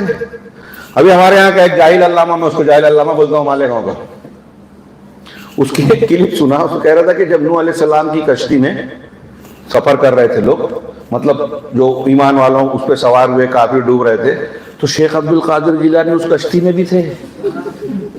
نعرہ تکبیر لوگ لگاتے ہیں، ایسے جاہل جاہل سننے والے ہیں تو ایسے جاہل جاہل لوگ سناتے ہیں۔ کتنی بڑی ایک آپ اندازہ لگائیے، میں نے کسی درس میں اور بھی ذکر کیا، ہمارے ایک دوست ہیں بریلوی سے اہل حدیث ہوئے، انہوں نے اپنے چچا کو سمجھایا، آج کل وہ بھی قریب ہے، ان چچا کو سمجھانے کی کوشش کی، وہ بریلوی قبر پرستی کرتے تھے، تو چچا کو سمجھایا اور کہا کہ اچھا ایک کام کرو، ہم کچھ سمجھا، اس سے پہلے آپ ایک کام کیجئے چچا جان، یہ میں آپ کو اردو ترجمے والا قرآن دے رہا ہوں، آپ پہلے نہ اس کا پورا قرآن ترجمے سے پڑھ لیں، پھر ہم بات کریں گے۔ یہ اس شخص نے خود بتایا، بہت زبردست شخصیت ہے ہمارے مالیگاؤں میں، عوامی سماجی طور پہ بہت سے کام نپٹاتے ہیں، تو انہوں نے کہا کہ میں نے کچھ دنوں کے بعد چچا سے اسی درمیان جب ملاقات ہوئی، ڈیڑھ مہینہ ہو گیا، تو میں نے ان سے چلتے چلتے یوں پوچھ لیا کہ چچا جان پڑھ رہے ہو قرآن؟ تو ان کا جو جواب ہے آپ غور کیجئے، اور میں نے جو کہا کہ ہمارے یہاں شرک کی دکان چلانے کے لیے بزرگوں اور باباؤں کی حکایتوں کو زیادہ بیان کیا جاتا ہے، ان کی فضیلتیں بیان کی جاتی ہے، فلاں بزرگ تو ایسے تھے، فلاں تو ویسے تھے، اور ایسے کچھ زبان پہ آ رہی ہے، میں روک رہا ہوں اپنے آپ کو، ہاں کہ ایسے ایسے تھے اللہ کے، جبکہ انبیاء اللہ کی عظمتیں بیان کرتے تھے۔ اللہ کے رسول صلی اللہ علیہ وسلم کے سامنے دیکھیے، ایک صحابی نے کہہ دیا ماشاء اللہ و شئت، جو آپ چاہیں اور جو اللہ چاہے اور جو آپ چاہے، ارے جعلتنی للہ ندا، کیا تو نے مجھے اللہ کے برابر بنا دیا؟ نہیں، صرف جو اللہ چاہے یہ کہو۔ لوگوں نے کہا اے ہمارے آقا، اے ہمارے سردار، یا سیدنا و خیرنا قضا و قضا، اللہ کے رسول کہ نہیں یہ مت کہو، کیا انی لا احب ان ترفعونی فوق منزلتی التي انزل اللہ بها، او کما قال، کہ میں اس بات کو پسند نہیں کرتا کہ تم مجھے میرے اس مقام سے اونچا اٹھاؤ جو اللہ نے مجھے دیا ہے۔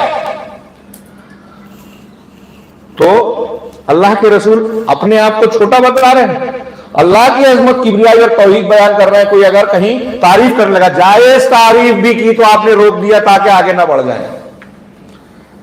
ایک لڑکی نے کہہ دیا وفینا نبی یعلم ما فی، شادی میں گئے تھے انصار کے ایک پروگرام میں، اس میں کچھ واقعات کا ذکر ہو رہا تھا، اشعار پڑھتے پڑھتے ایک بچی نے کہہ دیا، بخاری میں ہے، وفینا نبی یعلم ما فی غد، کہ ہمارے اندر ایسا نبی ہے جو کل کی بات کو بھی جانتا ہے۔ اللہ کے رسول نے کہا دعی ھذا، یہ قول چھوڑ دو، یہ شعر مت پڑھو، دوسرا مت پڑھو، وقل لی باللتی کنت تقولین، جو پہلے پڑھ رہی تھی گا رہی تھی وہی پڑھو۔ شعر میں بھی شرک نہیں چلے گا۔ ہمارے ہاں شورا سمجھتے ہیں کہ شورا کو پانی ملانے کی دودھ میں کچھ اجازت ہوتی ہے، جی نہیں چلے گا۔ عقیدہ توحید توحید ہی رہے گا۔ میں عرض کر رہا تھا وہ ان کے چچا ایک واقعے کی روشنی میں، اور آپ ایسے بہت سے واقعات دیکھ سکتے ہیں، ان سے جب پوچھا کہ آپ نے قرآن کتنا پڑھا کچھ، تو اپنے بھتیجے کہتے کہ بولے بیٹا 15 پارے سے زیادہ پڑھ چکا ہوں ترجمہ قرآن، لیکن میں بہت حیرت میں ہوں۔ کہا کیا حیرت ہے؟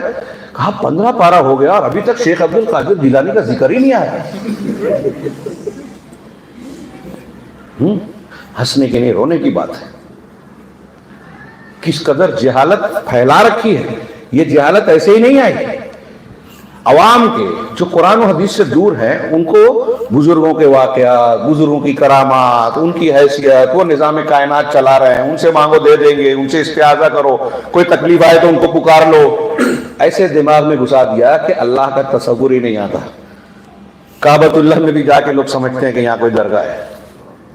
ایسے واقعات بھی آئے، ہمارے علماء نے بتایا کہ بڑی والی درگاہ یا کہاں ہے۔ کعبہ کے اندر پوچھ رہی ہے ایک عورت ہمارے ایک عالم سے، وہ درگاہ کہاں ہے بڑی والی؟ یہ دماغ میں بنایا کہ یہ اسلام ہے۔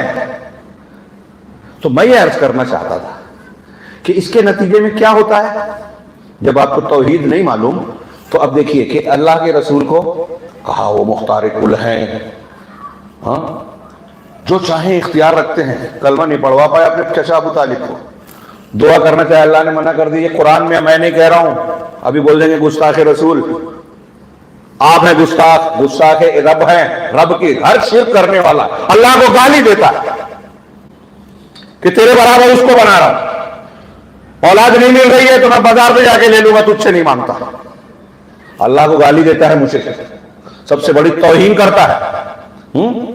اور جب اللہ کی توہین کر رہا ہے تو اس لائق نہیں ہے کہ معاف ہو، اس لیے شرک پر مرنے والا بغیر توبہ کہ کبھی جہنم سے نکلے گا نہیں، اور نکلنا بھی نہیں چاہیے، عقل بھی کہتے ہیں۔ ہمارے یہاں کے ڈاکٹر صاحب نے پوچھا شرک کیوں نہیں معاف ہوگا؟ وہ علماء نے 10 جواب دیا۔ شاہ اسماعیل نے کہا کہ ایک بادشاہ اپنی رعایا میں سے کسی انسان کی بڑی سے بڑی غلطی کو، قانون کی خلاف ورزی کو چھوڑ سکتا ہے، معاف کر سکتا ہے، لیکن اگر وہ یہ کہے کہ تیرے کو بادشاہ مانتا ہی نہیں، فلاں کو مانتا ہوں، چھوٹے آدمی کو، اس کو مانتا ہوں اور اس کو تاج پہناؤں گا، تیرے قانون کو نہیں مانتا، اگر وہ اس کی بغاوت کرے تو دنیا کا کوئی حکمراں ایسی رعایا میں سے ایسے شخص کو معاف نہیں کرے گا۔ معاف کرے گا تو بولیں کہ یہ حکمراں جو ہے کمزور ہے۔ آپ کی بیوی ہے، بہت اچھی ہے، سلیقہ مند ہے، اچھا کھانا بناتی ہے، خوبصورت ہے، پڑھی لکھی ہے، دولت والی ہے، تنخواہ والی ہے، سب کچھ اچھا ہے، لیکن آپ کے ساتھ ساتھ وہ کسی اور کے پاس چلی جاتی ہے تو آپ اس بات کو سن کر بہت خوش ہو جائیں گے کہ دوسروں کے بستر پہ بھی جاتی ہے۔ آپ کی بیوی گھر میں کوئی نقصان پہنچا دے، آپ جھیل جائیں گے، کوئی تکلیف دے دے، آپ سے زبان درازی کر لے، آپ معاف کر سکتے ہیں، फला बदतमीजी कर दे, घर को नुकसान पहुंचा दे, खाने में नमक ज्यादा या शक्कर ज्यादा डाल दे, वो भी चल जाएगा, बहुत कुछ चल जाएगा। लेकिन अगर आपकी गैरत जिंदा है तो आप ये बर्दाश्त नहीं करेंगे कि आपकी तरह वो किसी और से ताल्लुक रखे। हालांकि आपने पैदा नहीं किया, पाल पोस कर बड़ा नहीं किया, आप घर में बीवी की हैसियत से लाते हैं, उसको कुछ देते हैं तो उससे बहुत सा फायदा उठाते हैं, उससे खिदमत लेते हैं, लेकिन आपको ये बर्दाश्त नहीं कि ये मेरे साथ अलावा किसी और से वफादारी करे। तो अल्लाह रब्बुल आलमीन ने तो पैदा किया, सारी नेमतें दी, सब कुछ वही देता है। हाँ, उसकी बजाय किसी और के साथ अगर उसकी रुबूबियत और उलूहियत का हक देने की बात करते हो या करते हो तो क्या माफ होना चाहिए? जानी जिस तरह जानी जानिया अपने हुकूक को पामाल करके बेवफाई करते हैं, मुशरिक उससे बढ़कर अल्लाह के हक की बेवफाई करता है। तो बहरहाल पहला कि शिर्क और तौहीद, सिर्फ 10 मिनट बचा है। हाँ, तौहीद और शिर्क से, तौहीद से एक सलाहियत इंसानी जिंदगी पर उसका असर क्या होता है वो मैं बता रहा था कि हर हकदार को ये उल्टे सीधे बाबाओं और उनके चक्कर में पड़कर जो है अपने ईमान को, अपनी दौलत को, अपनी इज्जत को नहीं गंवाते। आज देखिए कि जितने झूठे दावे शिर्क के अड्डे हैं, वहां औरतें अगर जाती हैं, माए बहनें पैसा भी देती हैं, भेंट चढ़ाती हैं, अपनी इज्जत की कभी कभी जो है कुर्बान करने पे मजबूर होती हैं, और बहुत कुछ होता है, गुनाह होते हैं। नबियों के ताल्लुक से तौहीद की निगाह अगर आपकी नहीं है तो आप या तो नबी को उनके मकाम से बढ़ा देंगे या घटा देंगे, पीर बाबा इमाम को उनके मकाम से बढ़ा देंगे, बुजुर्गों को उनके मकाम से बढ़ा देंगे, घटा देंगे। हाँ, जिस चीज को जिस निगाह से देखना चाहिए, ऐसी निगाह और तसव्वुर आपको तौहीद देती है। ये मैंने 2-3 मिसालें दी। अभी आपने सफर के महीने की तारीफ सुन, जमाना सब बराबर है। अल्लाह और रसूल ने जिस चीज को मुकद्दस बनाया वो हमारे नजदीक मुकद्दस है, मक्का है, मक्का और मदीना शरीफ है, बाकी कोई शरीफ नहीं है, अजमेर शरीफ, ये शरीफ, वो शरीफ। अल्लाह रसूल ने तौहीद ये सलाहियत देती है कि अल्लाह रसूल, हजरत उमर फारूक खड़े हुए, बहुत अहम बात बयान कर रहा हूँ, हजर असवद को बोसा देने के टाइम आपने बहुत मरतबा सुना होगा, अब इस तनाजुर में सुनिए कि ये ख्याल, अब ये तसव्वुर जो हजरत उमर के अल्फाज में दिख रहा है कि तौहीद से पैदा हुआ। कैसे? हजर असवद के सामने खड़े हैं, कहा चूमने जा रहे हैं, कहा या हजर इन्नी आलम अन्नका हजर, सही बुखारी में है, ऐ पत्थर मैं जानता हूं कि तू पत्थर है, ला तदुर्र वला तनफा, ना फायदा पहुंचा सकता है ना नुकसान। वलौला अन्नी रअयतु रसूलल्लाह सल्लल्लाहु अलैहि वसल्लम युक़ब्बिलुका मा क़ब्बलतुक, अगर मैंने अल्लाह के रसूल सल्लल्लाहु अलैहि वसल्लम को तुझे बोसा देते हुए ना देखा होता तो कभी बोसा नहीं देता। कितनी प्यारी बात, तौहीद के इंसानी जिंदगी पर सबसे अहम असर कि अल्लाह के रसूल और अल्लाह को हम मानते हैं, तो अब मैंने रसूल को देखा है तुझे बोसा देते हुए इसलिए दे रहा हूं।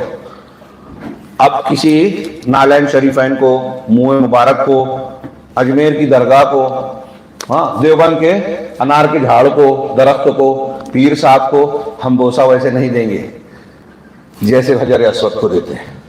बहुत से लोग जाके वहां रुकन यमानी पर बोसा दे रहे हैं, मकाम इब्राहिम को बोसा दे रहे हैं, फला और फला को। तौहीद है तो आपको ये तालीम मिलेगी कि अल्लाह के रसूल ने और अल्लाह ने जहां बताया वही करना है, कहीं और नहीं। वो बोसा तकद्दुस वाला वही होगा, तबर्रुक वही मानेंगे जहां अल्लाह रसूल ने बताया। हर किसी भी चीज को मुतबर्रक नहीं मान सकते। ये एक फायदा इंसानी जिंदगी का जो मैंने अर्ज किया, ये अगर आपने समझ लिया तो मुझे ये महसूस होगा, मैं ऐसा समझूंगा कि अल्लाह रब्बुल आलमीन ने मेरे आने को कबूल कर लिया और फायदेमंद बना दिया। अल्लाह कबूल फरमाए। दूसरा, आज इंसानी जिंदगी में प्रॉब्लम्स क्या क्या है, बहुत कम टाइम और बहुत अहम बात बोलने जा रहा हूं। इंसानी जिंदगी में प्रॉब्लम्स क्या क्या है, 2 पहलू लीजिए। किन चीजों से तकलीफ और नुकसानात हैं। मैंने हाथ में कागज लिया था, इसमें एक कौल नकल किया कि इंसानी दुनिया के अंदर जो गुनाह होते हैं, हाँ, गुनाह जो होते हैं, अगर हम उसको बुनियादी तौर से तकसीम करें तो 4 किस्में बनेगी। गौर से सुनिए, टाइम कम है इसलिए मैं तफसील में नहीं जा सकता। कि पहली किस्म वो गुनाह जिसमें मुल्किया, अल-ज़ुनूबुल मुल्किया अरबी में कहा गया, इसका अच्छा तर्जुमा क्या कहेंगे, यानी जिसमें एक आदमी अपने आप को सुपेरियर, क्या बोलेंगे, सुप्रीम समझता है, बड़ा बादशाह, मेरी बात मैं बोल रहा हूं और नहीं माना, है ना। आजकल ऐसा होता है ना, हमारे कुछ बुजुर्ग होते हैं, आलिम बन के, अरे ہمارے سامنے اس کی کیا حیثیت؟ ہم تو فلاں مولانا سے مل چکے ہیں، یہ آج ہم کو بتائے گا؟ ہاں بتائے گا، جب آپ کو معلوم نہیں ہے تو بتائے گا۔ تو اس گناہ کی اس قسم میں کون سا جیسے تکبر آتا ہے، اپنے آپ کو بڑا سمجھنا، اونچا سمجھنا، ہاں جبروت، اور لوگوں کو غلام بنانا، اپنا ماتحت بنانا۔ فرعون نے جیسے کہا میں رب اعلیٰ ہوں، یہ فرعونیت والا ہے گناہ، میں، انا، اس کا عنوان ہے یہ گناہ۔ اس گناہ سے کتنی خرابیاں پیدا ہوتی ہیں۔ اگر اجتماعی طور سے کسی انسان اور کسی قوم کے ذہن و دماغ میں کہ ہم اونچے ہیں، قریش نے سمجھا تھا ہم اونچے ہیں، ہٹلر کے نازی نے سمجھا تھا کہ نازی قوم سب سے اونچی ہے، ہندوستان کے برہمن سمجھتے ہیں ہم سب سے اونچے ہیں۔ ہزاروں سال سے سب سے اونچا خود کو سمجھنے میں نچلوں پر کیسے کیسے ظلم کیے جا رہے ہیں۔ وہ مندر میں نہیں آ سکتے، وہ ہماری گلی میں نہیں آ سکتے۔ برہمن کی گلی میں ہریجن کیا کہتے تھے، آج کل یہ ہریجن کہنا گناہ ہے، منع ممنوع ہے قانوناً، دلت جو ہے وہ نہیں جا سکتے تھے، اور یہ نہیں وہ نہیں، وہ بستی میں نہیں رہ سکتے، آئیں گے تو پیچھے جھاڑو باندھ کر صفائی کرنے کے لیے آنا پڑے گا، زیور نہیں پہن سکتے، وہ ٹین کے ٹکڑوں کے سونے چاندی کے زیور نہیں پہن سکتے۔ ان کی لڑکیوں کو جب چاہے برہمن اٹھا سکتا ہے، اور کسی بھی ہندو عورت کا یا عورت کا اصلی شوہر برہمن ہوگا۔ ان کے منوسمرتی اور دوسری کتابوں میں لکھا ہے اگر کسی دوسری جاتی کے آدمی کی اور بیوی ہے بھی اور کسی برہمن کو پسند آ گئی تو وہ اسے لے جا کے اٹھا سکتا ہے، شادی کر سکتا ہے۔ وہ پیدا ہوتا ہے تو دیوتاؤں سے تعلق ہوتا ہے۔ یہ اونچ نیچ کے اس تصور نے مذہبی عقیدے کے اعتبار سے لے کے سماجی زندگی تک لوگوں کو غلام بنایا ہے کہ غریب کو اور غریب کرو۔ ابھی آج کل جو ہندوستان میں غریب تر ہوتا جا رہا ہے اور 200 لوگوں پر پوری ہندوستان کی دولت سمٹتی جا رہی ہے، اس میں بعض گہری نگاہ رکھنے والے محققین کا کہنا ہے کہ وہ یہی تصور ہے کہ ساورکر نے منوسمرتی وغیرہ کی بنیاد پر یہ جو تصور دیا کہ اگر آپ چاہتے ہیں کہ آپ کی حکومت قائم رہے تو لوگوں کو ہمیشہ مجبور اور پریشان رکھو۔ وہ اپنی روزی روٹی میں جب پریشان رہیں گے تو آپ کی حکومت کے لیے چیلنج نہیں بنیں گے، آپ کے غلام بن کے رہیں گے۔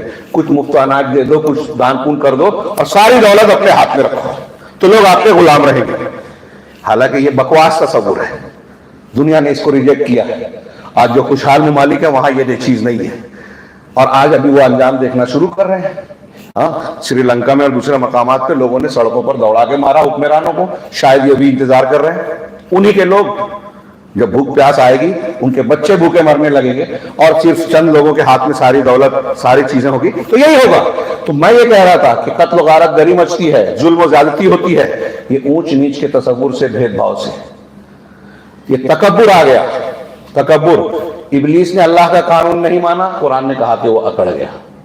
ابلیس نے نہیں مانا، ابا واستکبر، اللہ کا قانون تھا نہیں مانا، مطلب نہ ماننے کی وجہ تکبر، اپنے آپ کو بڑا، یہ ملکوتی ملکی جو ہے گناہ۔ فرعون نے حضرت موسیٰ کی بات نہیں مانی، مشرکین نے اپنے انبیاء کی نہیں مانی۔ آپ قرآن میں جگہ جگہ دیکھیں، ٹائم نہیں ہے، کہ وہ لوگ استکبار کرتے تھے۔ ان الذین یجادلون فی آیاتنا من غیر سلطان بغیر سلطان اتاہم ان فی قلوبہم الا کبر۔ اللہ تعالیٰ نے قرآن میں کہا کہ جو لوگ ہماری آیتوں کے سلسلے میں بغیر کسی دلیل کے جھگڑا کر رہے ہیں، جھگڑا کرتے ہیں، ان کے دلوں میں کبر ہے، تکبر ہے۔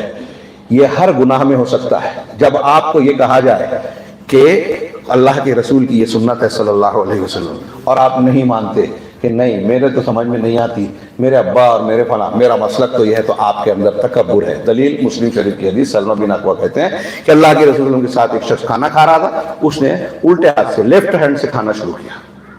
آپ نے کہا کل بیمینک، داہنے ہاتھ سے کھاؤ، تو اس نے کہا مستطعت، کہ میری طاقت نہیں ہے، تو کہا لستطعت۔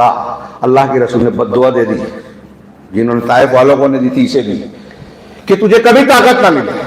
سلمہ بن اکوع کہتے ہیں کہ آپ کے بعد، اس دین کے بعد سے اس آدمی کا سیدھا ہاتھ کبھی منہ تک نہیں آیا، اور اس نے جو اللہ کے رسول کی بات کو نہیں مانا تھا وہ کبر اور تکبر کی وجہ سے نہیں مانا تھا۔ آپ کو گھر میں کہا جاتا ہے کہ بیٹی کا حق دے دو، بیوی کو، بہن کا حق دے دو، آپ کہتے ہیں ارے کمایا ہم نے، محنت ہم نے کی، اس کو ایسی دے دے وہ لے کے چلی جائے۔ یہ تکبر ہے آپ کا، ابلیسیت اور فرعونیت ہے۔ ہر شخص میں ابلیسیت فرعونیت ہے جس کا. شیخ 5 منٹ اور لے لو, 2-4-5 منٹ. یہ صرف اتنا سا میں وضاحت کر دوں. اسی طریقے سے اللہ تبارک و تعالیٰ نے دوسرا گناہ کی دوسری قسم جو ہے شیطانیت, وہ گناہ جو شیطانت کی وجہ سے آتے ہیں, اس میں دھوکہ ہے, کینہ کپٹ ہے, ہاں, اور جھوٹ ہے, برائی کا حکم دینا اور نیکیوں سے روکنا. برائی کا حکم دینا, نیکیوں سے روکنا. آج ہمارے سماج میں یہ بہت ہے. ہم اور آپ اپنے بچوں کو نہیں بولتے نماز پڑھو, اپنی بیوی کو نہیں بولتے قرآن سمجھو. ہم اپنے بچوں کے لیے عالم کا انتظام کرتے نہیں ہیں. لاکھوں روپے ڈونیشن دے کے دنیا کے چند سال کمانے کے لیے ڈاکٹر انجینئر بناتے ہیں, لیکن جنتی بنانے کے لیے ہمارے پاس 500-700 کے ٹیوشن دینے کے لیے مولویوں کو جو ہے پیسہ نہیں ہے, یا اس کی ضرورت نہیں. کتنی توحید سے اور ایمان سے کتنی دوری ہے, کتنی دوری ہے, کتنی اہمیت سے کمی ہے. یہ جہالت ہے. تو ہمارے یہاں سماج میں اس کے کام کو کرنے والے نہیں, لیکن لوگ موبائل لے لو, فلاں جگہ یہ مجرا ہوتا ہے, فلاں جگہ بہت اچھی شراب ملتی ہے, فلاں جگہ آپ کو فلاں گناہ کرنے کا موقع مل جائے گا, بڑا مزہ آتا ہے, وہ کلب ایسی کھلی ہے نہیں, سب چھپا رہتا ہے, موبائل میں یہ والا ایپ لے لو. تو آپ جو دیکھو گے نا کسی کو پتہ نہیں چلے گا, اللہ کو بھی نہیں پتہ چلے گا. تو یہ شیطانی گناہ کاش کے موقع ہوتا. آپ آج ہمارے یہاں کتنا جھوٹ بولا جا رہا ہے, سیاست میں, سماج میں, اقتصادیات میں. کسی کا مال ہڑپ لیا, قرضہ لے لیا, حد دینے کی بات ہے ہی نہیں یار میرے پاس, جھوٹ بولتا ہے آدمی. اسی طرح حسد, حقد. میں نے کہا توحید, پہلا جو میرا عنوان تھا اس سے تو جوڑا ہی نہیں کہ پہلے قسم کا جو گناہ ہے فرعونیت کا, اس کا علاج کیا ہے؟ توحید ہے. ہم نماز میں, اذان میں کہتے ہیں اللہ اکبر, اللہ سب سے بڑا ہے. اللہ کی عظمتوں کی بیائی والے اس کے نام توحید کی بنیاد پر جان لیں, سیکھ لیں کہ پوری زمین آسمان اللہ تعالیٰ قیامت کے دن اپنی مٹھی میں رکھے گا. 7 آسمان اللہ کے دائیں ہاتھ میں لپٹے ہوں گے, قرآن کہتا ہے, اور حدیث میں بھی اس کی وضاحت ہے. اور اللہ کہے گا میں ہوں بادشاہ. کہاں ہے زمین کے بادشاہ؟ میں ہوں آج کے دن کا, میں دیان ہوں, ملک ہوں. ہر ایک سے اس کا بدلہ دوں گا. کوئی جنتی جنت میں نہیں جا سکتا جب تک کہ جہنمی کا اس پر کوئی حق ہے تو ادا نہ کر دے. کوئی جہنمی جہنم میں جا نہیں سکتا جب تک کہ جنتی کا کوئی حق ہے اس کو ادا نہ کر دے. صحابہ نے پوچھا کہ وہاں تو لین دین کے لیے کچھ رہے گا نہیں, تو پھر کیسے حساب ہوگا؟ کہا نیکیوں اور برائیوں کے ذریعے سے. آپ نے کسی کا حق مارا ہے تو آپ نے جو نماز روزہ کیا ہے نا, وہ اس میں سے اس کا حق دیا جائے گا. ختم ہو جائے گا تو اس کا گناہ اس کو دیا جائے گا. کسی کو ظلم کیا, ناحق مارا, کسی کا حصہ ہڑپ کر لیا, گالی دی, غیبت کی, چغلی کی. ابھی جمعہ کے دن میں خطبے میں بیان کیا کہ ہمارے اوپر غیبت کرنے والا ایسا احسان کرنے والا ہے جو ہمارے سگا باپ سگا بھائی نہیں کرے گا. قیامت کے دن کوئی انسان اپنے باپ سے, اپنے بیٹی سے, بیوی سے ایک نیکی مانگے گا, کوئی نہیں دے گا. لیکن جس نے آپ کی غیبت کی ہے, جس نے آپ کا مال کھا لیا ہے, آپ پر الزام لگایا ہے, آپ کو ذلیل کیا ہے, آپ کو تکلیف دی ہے, آپ کو قتل کر دیا یا کاٹ مار دیا, وہ قیامت کے دن آپ کو بہت ساری نیکیاں دے گا. سگا باپ نہیں دے گا ایک نیکی, بیٹا نہیں دے گا ایک نیکی, بیوی اور شوہر ایک دوسرے کو نہیں دے گی. لیکن جس نے میری غیبت کی ہے, وہ میری غیبت جو یہاں کی ہے اس کے بدلے میں وہاں مجھ کو نیکیاں دے گا اپنی. یہاں وہ چاہتا ہے کہ میں بدنام ہو جاؤں, میرا برا ہو, کیونکہ مجھ سے نفرت کرتا ہے. لیکن جو مجھ سے دنیا میں نفرت کر رہا ہے, قیامت کے دن وہی میرے اوپر سب سے بڑا احسان کرے گا. سوچئے تھوڑی دیر کے لیے, ہمارے سماج میں ہم جس کو برا سمجھ کے برائی کر رہے ہیں, اس کی ہماری نماز اس کو دینے والے ہیں قیامت کے دن. صاف کر لیں پہلے تو. توحید اگر اللہ تبارک و تعالیٰ سب سے بڑا ہے, اس کی عظمتوں کی کبریائی ہمارے دل و دماغ میں چھا جائے گی, تو بندہ اپنے آپ کو چھوٹا سمجھے گا. فرعونیت اور ابلیسیت نہیں رہے گی, تکبر, انا نہیں رہے گی. اپنے آپ کو دیکھیے, رسول اللہ صلی اللہ علیہ وسلم, آپ کے مقام کو دنیا میں کوئی پہنچ نہیں سکتا, لیکن آپ کہتے ہیں اللہم انی عبدک وابن عبدک وابن, اے اللہ میں تیرا بندہ, تیرے بندے کا بیٹا, تیری بندی کا بیٹا ہوں. ہاں, میری پیشانی تیرے ہاتھ میں, ناصیتی بیدک. آپ غریبوں میں اس طرح بیٹھتے, مجلس میں اس طرح بیٹھتے کہ لوگ آئے کہ تم میں سے محمد کون ہے. آپ ڈبل ایک خچر پہ ہے, گدھے پر سوار ہوتے اور پیچھے آدمی کو بھی بٹھا لیتے. بچوں سے سلام میں پہل کرتے. ہم میں سے جو لوگ سلام میں پہل کرنے سے کتراتے ہیں, سوچتے وہ کرتا کہ نہیں دیکھتا ہوں, اس کے اندر تکبر ہے. یہ میں نہیں کہہ رہا ہوں, حدیث میں ہے. سلام میں پہل کرے, اپنے آپ کو چھوٹا سمجھے. یہ توحید انسان کو تواضع سکھاتی ہے, تکبر سے بچاتی ہے. ایک گناہ کی ایک قسم. دوسری گناہ کی قسم شیطانت, حسد, جلن, کینہ, کپٹ, برائی کا حکم دینا. جب آدمی حسد کرتا ہے، ارے اس کو دولت ملی، اس کو خوبصورتی ملی، اس کو عزت ملی، مجھے نہیں ملی. اس کو عزت، خوبصورتی، دولت جو مل رہی ہے کون دے رہا ہے؟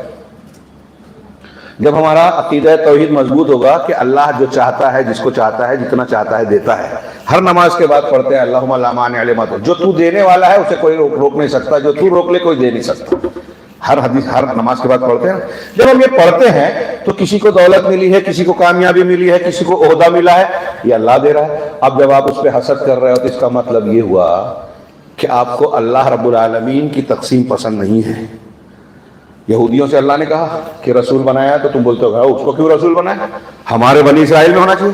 تو اللہ تم سے پوچھ کر اپنی نعمت بانٹے گا؟ اپنی نعمت کی تقسیم اللہ تم سے پوچھ کر کرے گا؟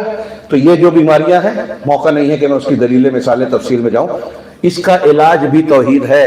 ہاں، تیسرے گناہ کی قسمیں کون سی ہیں؟ وہ جنوب جس کو سبعیہ، درندگی والے گناہ کہا جاتا ہے، جس میں غضب ہے، عدوان، سرکشی ہے، ظلم ہے، تعدی ہے، لوگوں کی جان مال پر تعدی ہے. جیسے کہ آج کل ہوتا ہے، فساد کیا، حملہ کر دیا، بلڈوزر چلا دیا، ہاں، بے قصور لوگوں کو جیل میں ڈال دیا. ہو رہا ہے، خاص طور سے پاور والا، طاقت والا یہ کرتا ہے. اور ہم اپنے سے نیچے والوں پہ کرتے ہیں. ہم اللہ ہمارے اوپر مقرر کر دیا ہے ایسے حکمرانوں کو جو ہمارے بچوں کو جیل میں ڈال رہے ہیں. ہم اپنے گھر میں عورتوں پر ظلم کر رہے ہیں، بچوں پر ظلم کر رہے ہیں، مزدوروں اور خادموں پر ظلم کر رہے ہیں. مسجدوں میں جو ہے امام مؤذن پر ظلم کر رہے ہیں. کوئی برا نہ مانے، کوئی برا نہ مانے. میں نے محلے گاؤں میں وہ ایک کلپ آئی تھی، اس کو سنا دیا تھا، تو اہل حدیثوں کے ساتھ دیوبندیوں میں بھی بہت پسند کی گئی، خاص طور سے امام اور مؤذنین میں. ہاں، کہ امام صاحب نے آگے، ٹرسٹی صاحب نے، چیف ٹرسٹی نے کہا امام صاحب سے کہ امام صاحب میرے بیٹے کی فلاں فلاں کامیابی ہو گئی، دعا کیجئے کہ اچھی عزت اور والی جو ان کو نوکری مل جائے. تو امام صاحب نے بآواز بلند دعا کی کہ اللہ ان کو خوب ترقی دے، اونچا مقام دے، اور میرے برابر ان کی تنخواہ بھی دے دے. تو امام صاحب تو ٹرسٹی صاحب تڑک گئے، یہ کیا بات ہوئی؟ کیوں، کیا ہوا کہ آپ کے برابر تنخواہ کیسے؟ کیوں، کیا ہوا؟ انہوں تو بہت بھائی، آپ مجھے تنخواہ دیتے ہو اور لگتا ہے کہ میں بہت اونچا مقام ہے، آپ میرے پیچھے نماز پڑھتے ہو، تو جب آپ کو لگتا ہے کہ میرا گھر کا گزارا اس میں ہو جاتا ہے تو آپ کے بیٹے کا بھی ہو جائے گا، سارے مسائل حل ہو جائیں گے، ہے نا؟ تو جب آپ ابھی ہنسنے کی بات میں سوچئے، یہ چھوٹی چھوٹی چیزیں نا ہمارے گناہ اعمال ہے. دیکھیے علامہ ابن قیم نے، وہ سورہ انعام کی ایک آیت ہے، ہاں، کہ وَكَذَلِكَ نُوَلِّي بَعْضَ الظَّالِمِينَ بَعْضًا بِمَا كَانُوا يَكْسِبُونَ. اس کی تفسیر میں کہا کہ اعمالکم امالکم، تمہارے اعمال ہی تمہارے حکمراں ہیں. ہم جیسا عمل کر رہے ہیں، اپنے سے نیچوں کے ساتھ جیسا عمل کریں گے، قرآن کی آیت کہہ رہی ہے اللہ ہمارے اوپر ویسے ہی حاکم مسلط کرے گا. اور جتنا ہم کمزوروں کا حق ماریں گے اس سے زیادہ حق وہ ماریں گے. اور ہمارے گھروں پر بلڈوزر چل رہے ہیں، قانون ہمارے خلاف بن رہے ہیں، ہماری پراپرٹیز پر نظر ہے، وقف کے قانون کے، نئے قانون کے تحت میں ہماری شریعت اور دین میں دخل دیا جا رہا ہے. اس کا تعلق توحید سے کیسے ہے؟ جب آپ کے اندر توحید ہوگی تو آپ اللہ کے فیصلوں پر راضی ہوں گے. اللہ تبارک و تعالیٰ نے جو کچھ دیا ہے اس پر قناعت ہوگی. قناعت ہوگا تو صبر ہوگا. حسد نہیں ہوگا کہ اس کو دولت ملی ہے، اس کو ملی ہے، اللہ نے دیا تو ہوئی ہے. اس کو فلاں فلاں چیزیں نعمتیں ملی ہے تو اللہ کے دینے سے ملی ہے. ہاں، اسی طریقے سے آخری پر آ جاؤں، کام کم ہے، لوگوں کا مال کھانا، لوگ آج دھوکہ دے کے ایک دوسرے کا حق مارتے ہیں. توحید ہوگی تو یہ نہیں ہوگا. ہاں، میرے ابا کی دوسری شادی ہو جائے تو مجھے لگتا ہے کہ دوسری شادی کر لیں گے، اور بھائی بہن آ جائیں گے تو میرا حصہ کم ہو جائے گا. محلدار یہ سوچ کے دوسری شادی نہیں کر رہے ہیں. غریب کہتا ہے طاقت نہیں ہے. یہ میں ایک مثال دے رہا ہوں، دوسرے معاملے بھی ہیں. تو یہاں جو تصور ہے کہ میرے اور بھائی آ جائیں گے تو میرا حصہ کم ہو جائے گا، آپ ایسا سمجھتے ہیں کہ اللہ رب العالمین نے آپ کا حصہ 1 کروڑ لکھا تھا تو بھائی آ جانے کی وجہ سے وہ 50 لاکھ ہو جائے گا. کیسا عقیدہ ہے آپ کا؟ اگر آپ کا 1 کروڑ ہے حصہ تو 1 کروڑ ہی ملے گا. 100 بھائی اور آ جائیں تب بھی 1 کروڑ ہی ملے گا. اور اگر 5000 لکھا ہے تو کوئی بھائی بھی نہ رہے 5000 ملے گا، بلکہ ہو سکتا ہے حصے میں قرضہ ملے کہ ابا کا قرضہ ادا کرو. تو یہ عقیدہ توحید آدمی کو سکھاتا ہے. ٹینشن نہیں. گھر میں افراد بڑھ رہے ہیں، خوش ہونا کہ میرے گھر بچے پیدا ہو رہے ہیں، میں زیادہ شادی کر رہا ہوں تو جتنی شادی کر رہا ہوں، جتنے بچے پیدا، مائیں بہنیں سن رہی ہیں کیا؟ ہاں، وہ بھی سمجھ لے، ڈر کے نہیں پوچھ رہا ہوں، شریعت ہے. ان کو یہ بات دھیان رکھنا چاہیے. میں ماؤں بہنوں سے کہوں گا کہ اللہ نے اگر کوئی چیز کی اجازت دی ہے تو وہ حکیم ہے. اس کو ناپسند کرنا، اللہ اور رسول نے جو چیز پیش کی اگر اس کو آپ ناپسند کریں گے تو یہ کفر ہے. کفر نواقض ایمان میں علماء نے ذکر کیا ہے. اور میں بولتا ہوں کہ اگر عقل والی خاتون ہوگی تو بولے گی اپنے شوہر سے 2 کر 3 کر. 2-3 کرنے سے اس کا ہیڈیک اور ذمہ داری کم ہوتی ہے، حصہ کم نہیں ہوگا، جو ملنا ہے وہی ملے گا، اللہ نے جو لکھا ہے. ہاں، ہیڈیک کم ہوئے گا، شوہر کا ہیڈیک کا خرچہ بڑھ جائے گا. جتنا اس کو دینا اس کو دینا ہے، اس کے گھر کا جو حق ادا کرنا ہے اس کا بھی کرنا ہے. یہ ٹینشن مردوں کا ہے، عورتیں سمجھتی ہیں ہمارا ہے. اس کی وجوہات ہیں، اس لیے کہ ہمارے یہاں ہندوؤں کا کہ ثقافت کا اثر ہے. خیر، وہاں اس پر دوسری بات دوسرے مقام پر گفتگو کریں گے. تو اللہ تبارک و تعالیٰ کی جب توحید ہوگی تو آدمی کو، اب یہاں شیخ عبد الرحمن بن ناصر نے ایک بہت اچھی بات لکھی ہے کہ توحید اور ایمان ہوتا ہے جس آدمی کے اندر. ہاں، یہ جو کاغذات میرے پاس زیروکس ہے، بہت لمبا چوڑا لیکن بہت شاندار لکھا ہے، کسی موقع پر اسے بیان کر دوں گا. انہوں نے کہا کہ اگر آپ کے اندر ایمان اور توحید ہے تو زندگی کے جتنے معاملات ہیں آپ اس ایمان کے ذریعے سے رہنمائی اور سہارا لیتے ہیں. اگر آپ خوش ہیں تو توحید آپ کو شکر کرنے والا بنائے گی، اس نعمت کا قدردان بنائے گی، اور جب آپ اس کا شکر ادا کرو گے تو نعمت بڑھے گی، جیسا کہ اللہ کا وعدہ ہے. دلیلوں کا موقع نہیں ہے، دلیل ہے. اگر آپ کو تکلیف مصیبت پریشانی ہے تو آپ کہو گے انا للہ و انا الیہ راجعون. کوئی مر گیا، کوئی دکھ ہو گیا، کاروبار میں نقصان ہو گیا، ہاتھ کٹ گیا، بیٹے فیل ہو گئے، فلاں نقصان ہو گیا، گھر کی چھت ٹپک رہی ہے اور خطرہ ہے، کوئی بھی تکلیف مصیبت آپ کو آ رہی ہے، ہاں مسلمانوں پر آ رہی ہے، انا للہ و انا الیہ راجعون. آپ کے ایمان کو مضبوط. تو علامہ عبد الرحمن بن ناصر السعدی کہتے ہیں کہ توحید اور ایمان کا صرف اگر اس ایک فائدے کو آپ دیکھیں کہ دنیا میں جتنے بھی انسان ہیں، ہاں، مرد ہو، عورت ہو، عام آدمی ہو، مزدور ہو، مالک ہو، دکاندار ہو، بادشاہ ہی کیوں نہ ہو، سب کو کچھ نہ کچھ ٹینشن مصیبت تکلیف ہوتی پہنچتی ہی ہے. صدمات اس زندگی کی ایک ایسی حقیقت ہے جس سے کوئی بھی نہیں محفوظ رہ سکتا. جنت میں چھٹکارا ملے گا اس سے، اللہ ہم کو جنتی بنائے. تو صدمات میں توحید اور ایمان انسان کے لیے سب سے بڑی تسلی کا کام کرتی ہے. وَمَن يُؤْمِن بِاللَّهِ يَهْدِ قَلْبَهُ، سورۃ تغابن کی آیت ہے. جو ایمان رکھتا ہے اللہ اس کے دل کو ہدایت دیتا ہے. اس کی تشریح علماء نے کی کہ اگر کوئی تکلیف مصیبت پہنچتی ہے تو اللہ وہ مومن بندہ یقین رکھتا ہے کہ یہ اللہ کی طرف سے ہے اور پھر اس پر راضی رہتا ہے. تو جو ایمان رکھتا ہے، جو توحید ہے، اللہ اس کو ہدایت دیتا ہے. وہ آیت بھی سورہ انعام کی، الذین آمنوا ولم یلبسوا ایمانہم بظلم، جو لوگ ایمان لائے اور اپنے ایمان کے ساتھ ظلم کی آمیزش نہیں کی ان کے لیے امن ہے. بعض علماء نے کہا کہ حسن بصری کہتے ہیں کہ امن آخرت میں ہے، عذاب سے وہ بچے گا جو توحید پر رہے گا، شرک نہیں کیا، ظلم کی آمیزش نہیں کی، اور وہ ہدایت والے ہیں، دنیا میں وہ صحیح راستے پہ ہیں. یہی توحید ہدایت ہے اور شرک سے بچنا ہدایت ہے. جس نے اپنی توحید کو شرک سے آلودہ کر لیا اس نے ساری برائیوں کو اپنے گلے لگا لیا، گلے پڑا لیا، دنیا کی بھی اور آخرت کی. آخری چوتھی قسم ہے کہ وہ گناہ جس میں بہیمیت، حیوانیت ہوتی ہے، ہاں، تو اس میں شرح یعنی حرص، لالچ اور پیٹ کے نیچے کی بدن اور فرج کی شہوتیں، ہاں، کھانے پینے کی چیزیں، یا جو زنا بدکاری ہوتی ہے، لواطت ہے، ناجائز تعلقات ہیں، زنا ہے، مرد اور عورت کا ناجائز تعلق ہے، ہاں، اسی طریقے سے چوری ہے اور یتیموں کا مال کھانا، بخیلی ہے. یہ ساری چیزیں اس میں آ جاتی ہیں کہ اس میں بہیمیت والے جانور، حیوان کا، دنیا میں جو جانور ہیں ان کے زندگی کا مقصد کیا ہے؟ کھانا پینا، اور نر اور مادہ ایک دوسرے سے ملتے ہیں، کچھ بچوں کے ساتھ رہتے ہیں. بعض جانور ایسے بھی ہیں جو اپنے بچوں کو کھا، جیسے سانپ ہے وہ ایکسیپشن ہے، اکا دکا ملے گا. بعض بچے ایسے ہیں جو اپنی ماں کو مار کے پیدا ہوتے ہیں، جیسے بولتے ہیں کیکڑا اور بچھو کو. خیر، تو یہ چیزیں، یہ جو بہیمیت ہے، یہ بہیمیت والا گناہ کس وجہ سے آتا ہے؟ خواہشات نفس، شہوانی خواہشات، ناجائز طریقے سے بدن اور فرج کو پیٹ کی بھوک مٹانے کے لیے اور اپنی جنسی خواہشات اور لذت حاصل کرنے کے لیے، جس کے چکر میں دنیا کے بہت سے ازم بنے. دنیا میں جتنے مذہب بنے ہیں جدید دور کے، ان کا تعلق یا تو پیٹ سے ہے یا شرمگاہ سے، یا ان دونوں سے. اسی کو لوگوں نے اٹریکشن کے طور پر نوجوانوں کو پیش کیا. ارے کیا ضرورت ہے یہ مذہبی پابندی، اس کی پابندی، اس کی پابندی، ہاں، آزاد ہونا چاہیے. اس سے فرائڈ کا نظریہ اور ایسے بہت سے نظریات بنے. ہمارے یہاں رجنیش آشرم تھا, رجنیش اسی کو بنیاد بناتا تھا, جنسیات کو.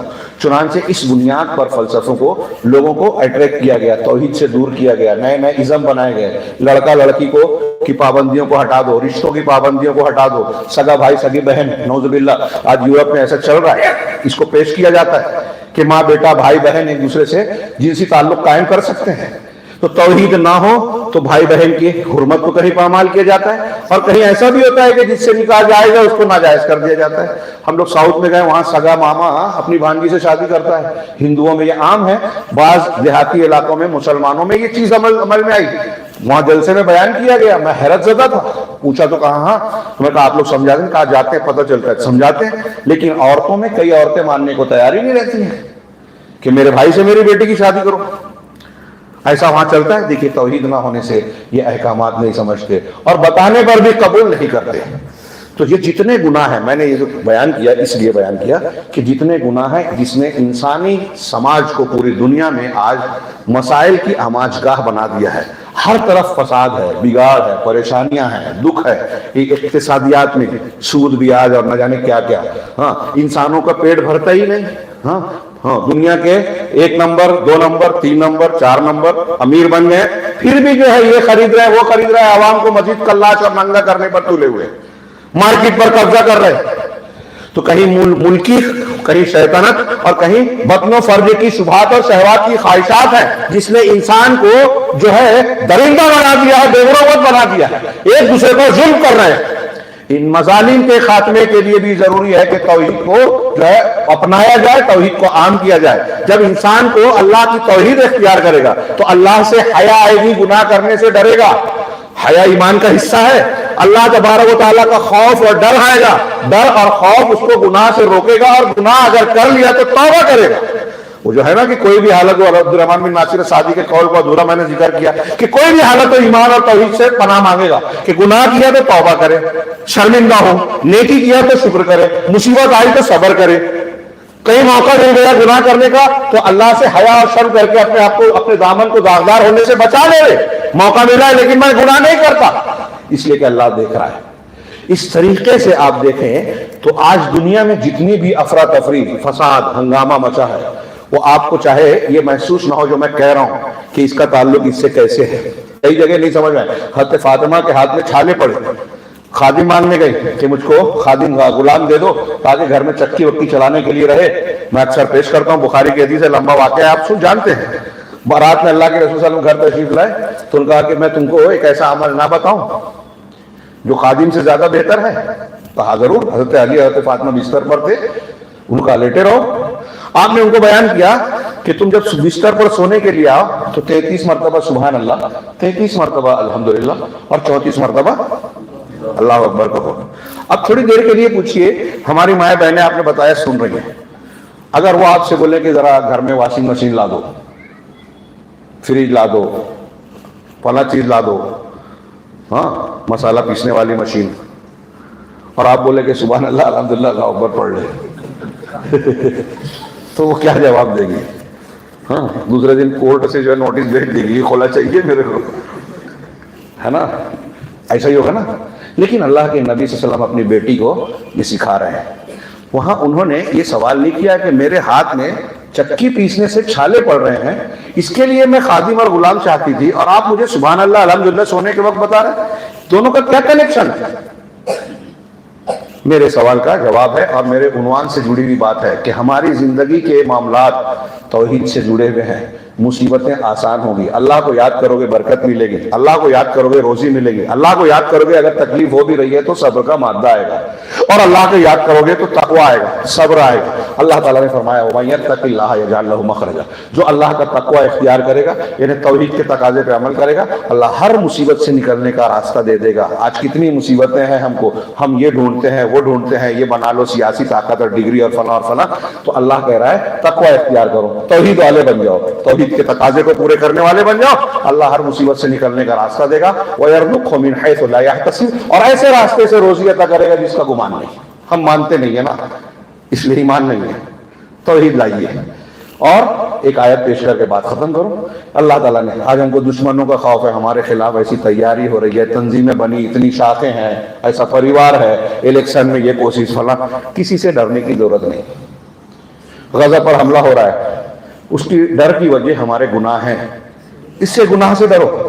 اللہ تعالیٰ نے کہا کہ ان تصبروا وتتقوا لا یضرکم کیدہم شیئا، اگر تم صبر کرو، تقوی اختیار کر لو، تو تم کو دشمنوں کی چالیں سازشیں کچھ بھی نقصان نہیں پہنچائے گی. توحید ہوگی تو دشمن سے اللہ ہم کو بچائے گا. اللہ سے دعا ہے کہ وہ ہمیں توحید کے یہ جو چند فوائد میں نے بیان کیے، جو اس کی اہمیت اور اس کی افادیت کو بتاتی ہے کہ ہماری زندگی میں اس کا کیا اثر، کیا اہم مہتو ہے. اور میں نے شروع میں کہا کہ ہماری زندگی سے زیادہ اہم توحید ہے. توحید اور صحیح منہج ہی حقیقت میں ہدایت ہے. اس کے بغیر نہ دنیا میں انسان صحیح زندگی جی سکتا ہے، نہ آخرت میں کامیاب ہو سکتا ہے. رب العالمین سے دعا ہے کہ وہ ہمیں توحید کو سمجھنے اور اسے زندگی میں اختیار کرنے کی توفیق عطا فرمائے، اور اسے دنیا اور آخرت میں اس کے بنیاد پر جو وعدے، جو اچھے نتیجے رب العالمین نے بتائے ہیں، ان تمام کا ہمیں حقدار بنائے. اس کے مشکور اور ہر قسم کے عذاب سے ہمیں محفوظ رکھے. وآخر دعوانا ان الحمد للہ رب العالمین وصلی اللہ علیہ وسلم.